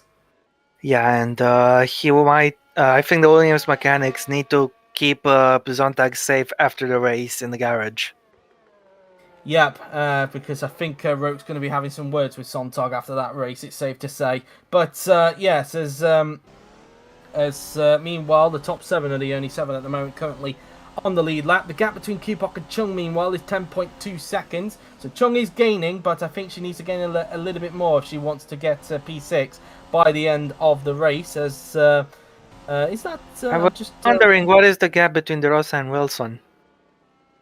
I wonder, because we know that Wilson's got a very good chance to possibly get points and possibly ruin any chance McLaren have got a double points finish here today. As look now at Roke. Let's have a look down the bottom of the screen. In fact, I don't think it will, because it says what +1+1, so it's not going to show us the gap, I'm afraid, between DeRosa and Wilson. So, but given that it was around 2.5 seconds the last time we checked, I'm a little bit surprised that Wilson's not onto the gearbox yet of DeRosa, so maybe she's not gaining as much. They pit at the same time, of course, so it's a straight up fight, no tire advantage or anything like that. Yeah, so I don't think she's really gaining as much as she would have anticipated from the last time we checked. Yeah, I think so.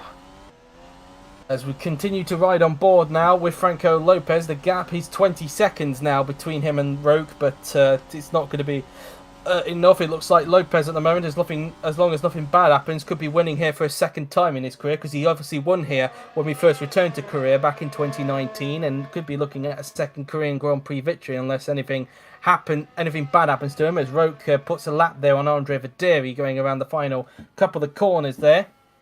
As obviously him being held up by the Aston Martin wouldn't have helped, that is for sure. As car continuing to just keep it together now, just trying to get another third place. Again, a podium streak continuing here for Amar Khan. He's obviously had a podium in the first two races. Going to continue that and continue some consistency. 19.8 the gap between Lopez and Roque, so might have been a little bit more. I'm afraid Roque just doesn't have enough. Might have been a little bit less if Vaderi was not in the way, but probably that still wouldn't have been enough regardless, though. 8 seconds now, the gap between Chung and Q-Pop, meanwhile, in their fight for 2.4 the gap between 2.2 the gap between Ross and Wilson, so there could be a battle. Well, it was 2.5 seconds the last time we checked, so again, kind of confirms the fact that Wilson's not really gained as much as we probably would have anticipated. So I think she's going to need to find a little bit more. She's probably going to need to find a little bit more if she wants that final points place. I think so too. Meanwhile, Roque is gaining onto Lopez, that's a certain, but there aren't enough laps. If this race was 65 laps long, Roque could have had a chance to win, but I'm afraid he's not going to get those 10 extra laps. Yeah, indeed, as now they make their way through into the section of corners now then. As Carr with a comfortable gap in third, and he's just possibly just trying to bring the car home to the finish. He's obviously took pole in the first 3 races, but on all 3 occasions has not been able to convert it into a win for various reasons, of course. And again, it looks like another pole position is not going to get converted today, and possibly having to wait a little bit longer to get a victory on the board in 2022. Yeah, certainly. As Lopez now then's just got 6 laps to go in this Grand Prix. As we look at Sontag, who's possibly on old tyres now, and in fact he's actually being lapped now by Jesus Perinen, who I wonder if Mocho is actually starting to chase him a bit, I wonder, because he's on fresher tyres compared to... I think that's Mocho in the background, isn't it? No, that's Willows, in fact. But that's Mocho there. So he's not too far away, but I think Mocho's going to need a little bit more if he wants to get 4th place. I think so. As we look now at Carr, who's just trying to bring it home now in 3rd position, as mentioned a few times during this. The gap 16 seconds now between himself and George Roque. So, yeah, he's just basically settling himself down into a bit of a rhythm. Things have started to die down a little bit in this race, it's fair to say. But I think, obviously, given the concerns that Yuri had with this track about the last couple of days or so, I think it's safe to say that it's exceeded his expectations. Yeah, absolutely. It's been a fun race. As obviously, as mentioned, there were a few corners that Yuri was keeping under the microscope throughout this race, but they haven't been too problematic today, which is a good sign to see. And yeah, a lot of people were wondering if it was going to be too disastrous, could this have been the last Korean Grand Prix? But given that this race has performed pretty well, it may not be the last one. We'll have to wait and see. Of course, it's not one of the cornerstone races, let's not forget, so it can get chopped off if the system that Yuri has decides to chop it off, like it did with Brazil, of course, this season. But I think it's still got a case to still be on the calendar, that is for sure. Absolutely, I share your opinion.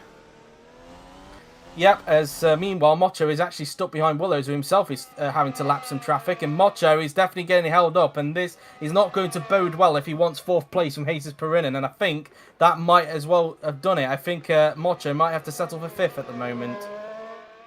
You say that, but he should still have a pace advantage, I think. Kind of depends really on how quickly he can negotiate that traffic, because he did get held up there briefly by both Willows and Sontag, of course. Chung also having to lap some traffic, and that's in the form of the other McLaren of Kirishima De Rosa, as Wilson's not too far behind, so maybe that bit of traffic could help Wilson just a little bit there to maybe try and get some slipstream off of Kirishima De Rosa in their fight for the final points place. As De Rosa, it would actually be it would come as a welcome gift for him, considering that so far this season he's struggled to really adapt to the McLaren. Yeah, agreed. As 3.6 the gap between Perinen and Mocho, just trying to see what the gap is between Q-Pop and... It's 2.8 now between Perinen and Mocho, sorry Joe.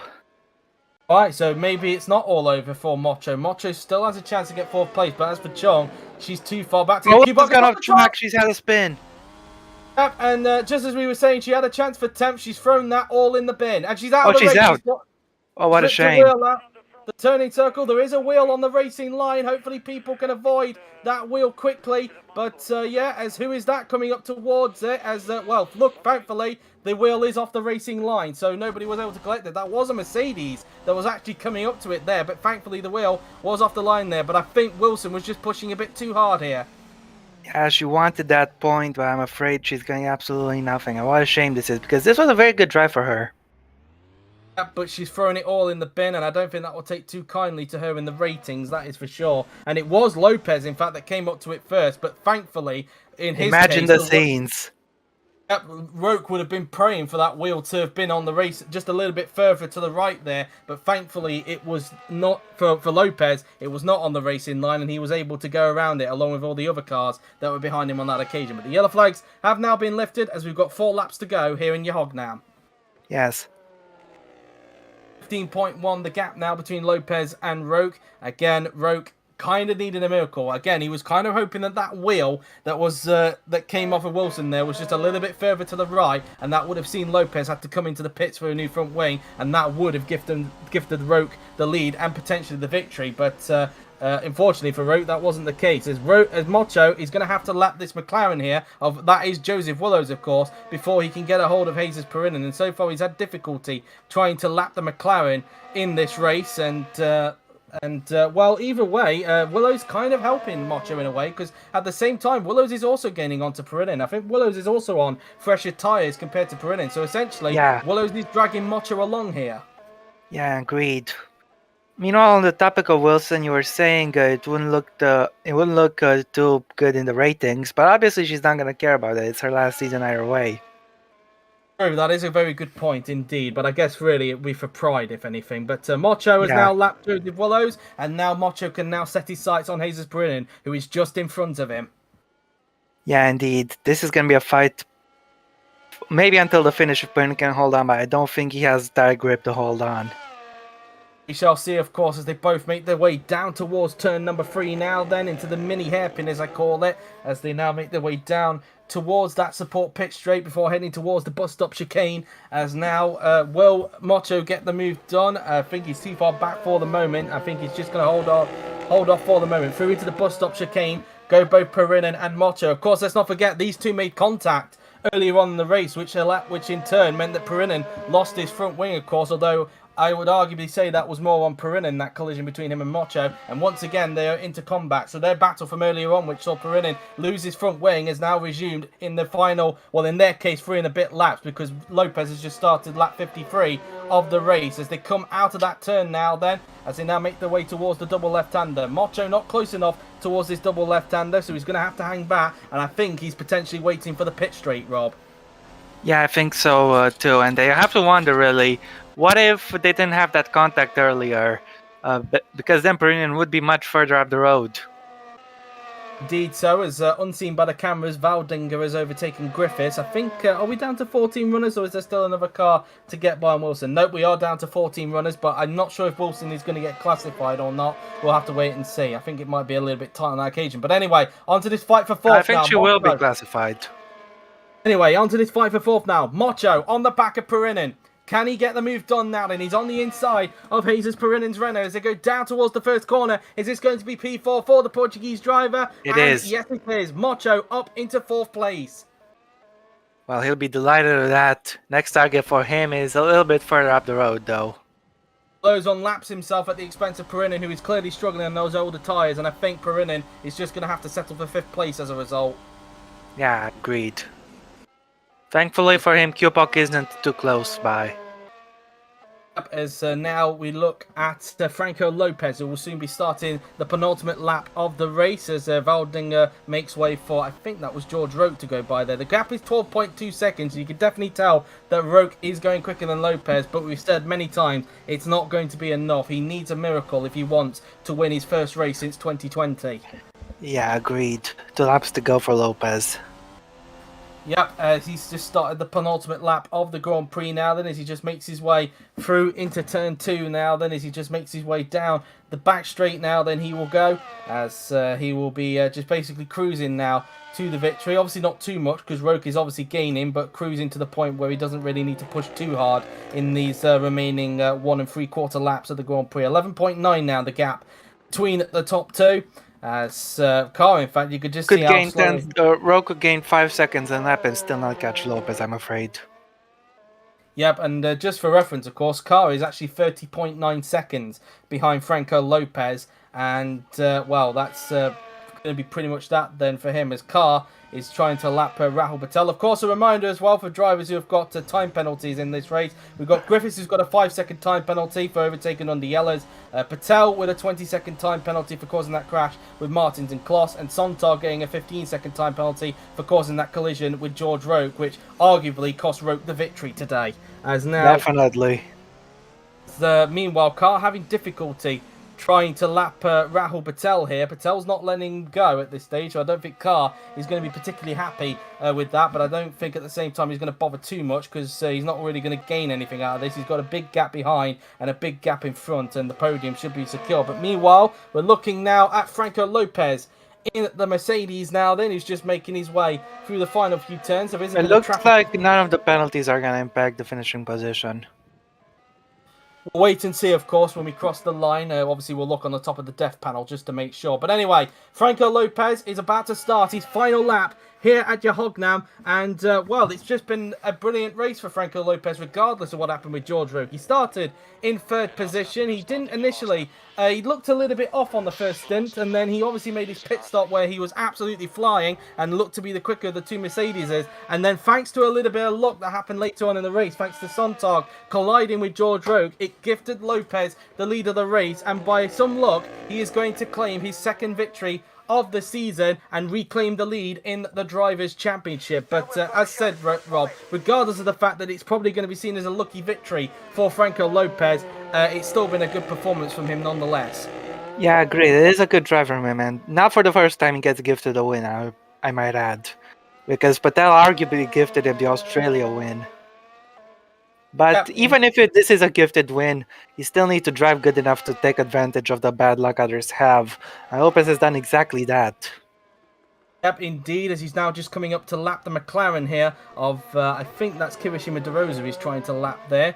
As, is he going to lap him here, I wonder? I think he might, as the McLaren is trying to get out of the way of the Mercedes there, which he does do. A little bit awkward there, but Lopez was able to get through regardless. I mean, imagine the scenes if Lopez got took out there by the McLaren on the final lap. That would have been something, but no such thing, as Lopez now then just comes around the final few turns for the 55th and final time now then, and he's just basically cruising to the finish. Roke is 7.8 seconds back, but it's not going to matter anyway. He was too far back to challenge, as he now comes around the final few turns for the 55th and final time. He didn't take a victory last season, but now he's going to have 2 this season already to make amends for that. Down the pit straight, and Franco Lopez is going to win the Korean Grand Prix here at Yehognam. It's his 2nd victory here at this circuit, and he reclaims the lead in the Drivers' Championship.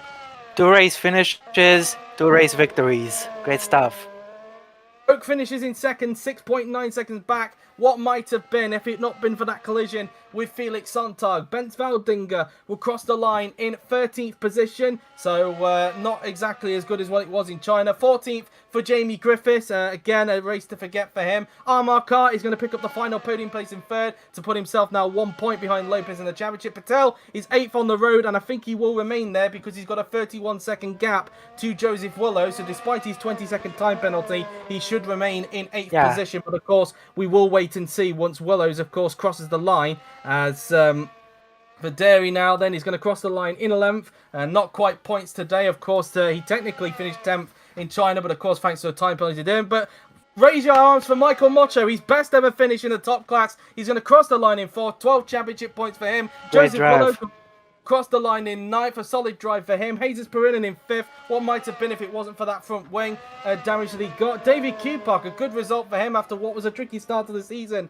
for him this season. David Kupak is going to cross the line in 6th position. A good drive for him indeed, and picking up 8 championship points for AlphaTauri. So a good drive for them, showing how much AlphaTauri have improved. Laura Chung across line 7th, a good drive for her. More points on the board. Felix Sontag, despite his front wing damage earlier on, he's going to cross the line in 12th, which given the car is in, I think he will be satisfied with that. And I think, yes, Patel will hold on to 8th because Willows was too far back to challenge. So that is the end of the race.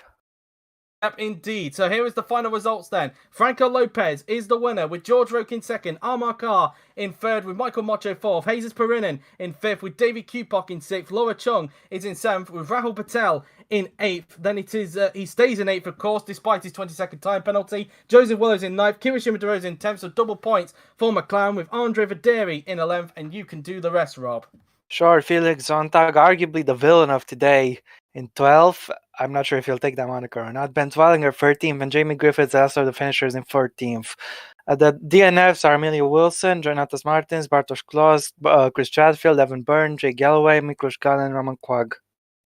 Yep, indeed, and of course both Williamses keep their position regardless of their time penalties, and George Roque gets the fastest lap of the race, so along with the 18 points that he'll get for 2nd place, he'll also get the bonus point for the fastest lap of the race. It's the 3rd race in a row, in fact, that the driver who finished in 2nd place gets the fastest lap of the race. A bit of an interesting stat there. Well, to celebrate Franco Lopez's victory, we will now hear the national anthems of Argentina and of Germany.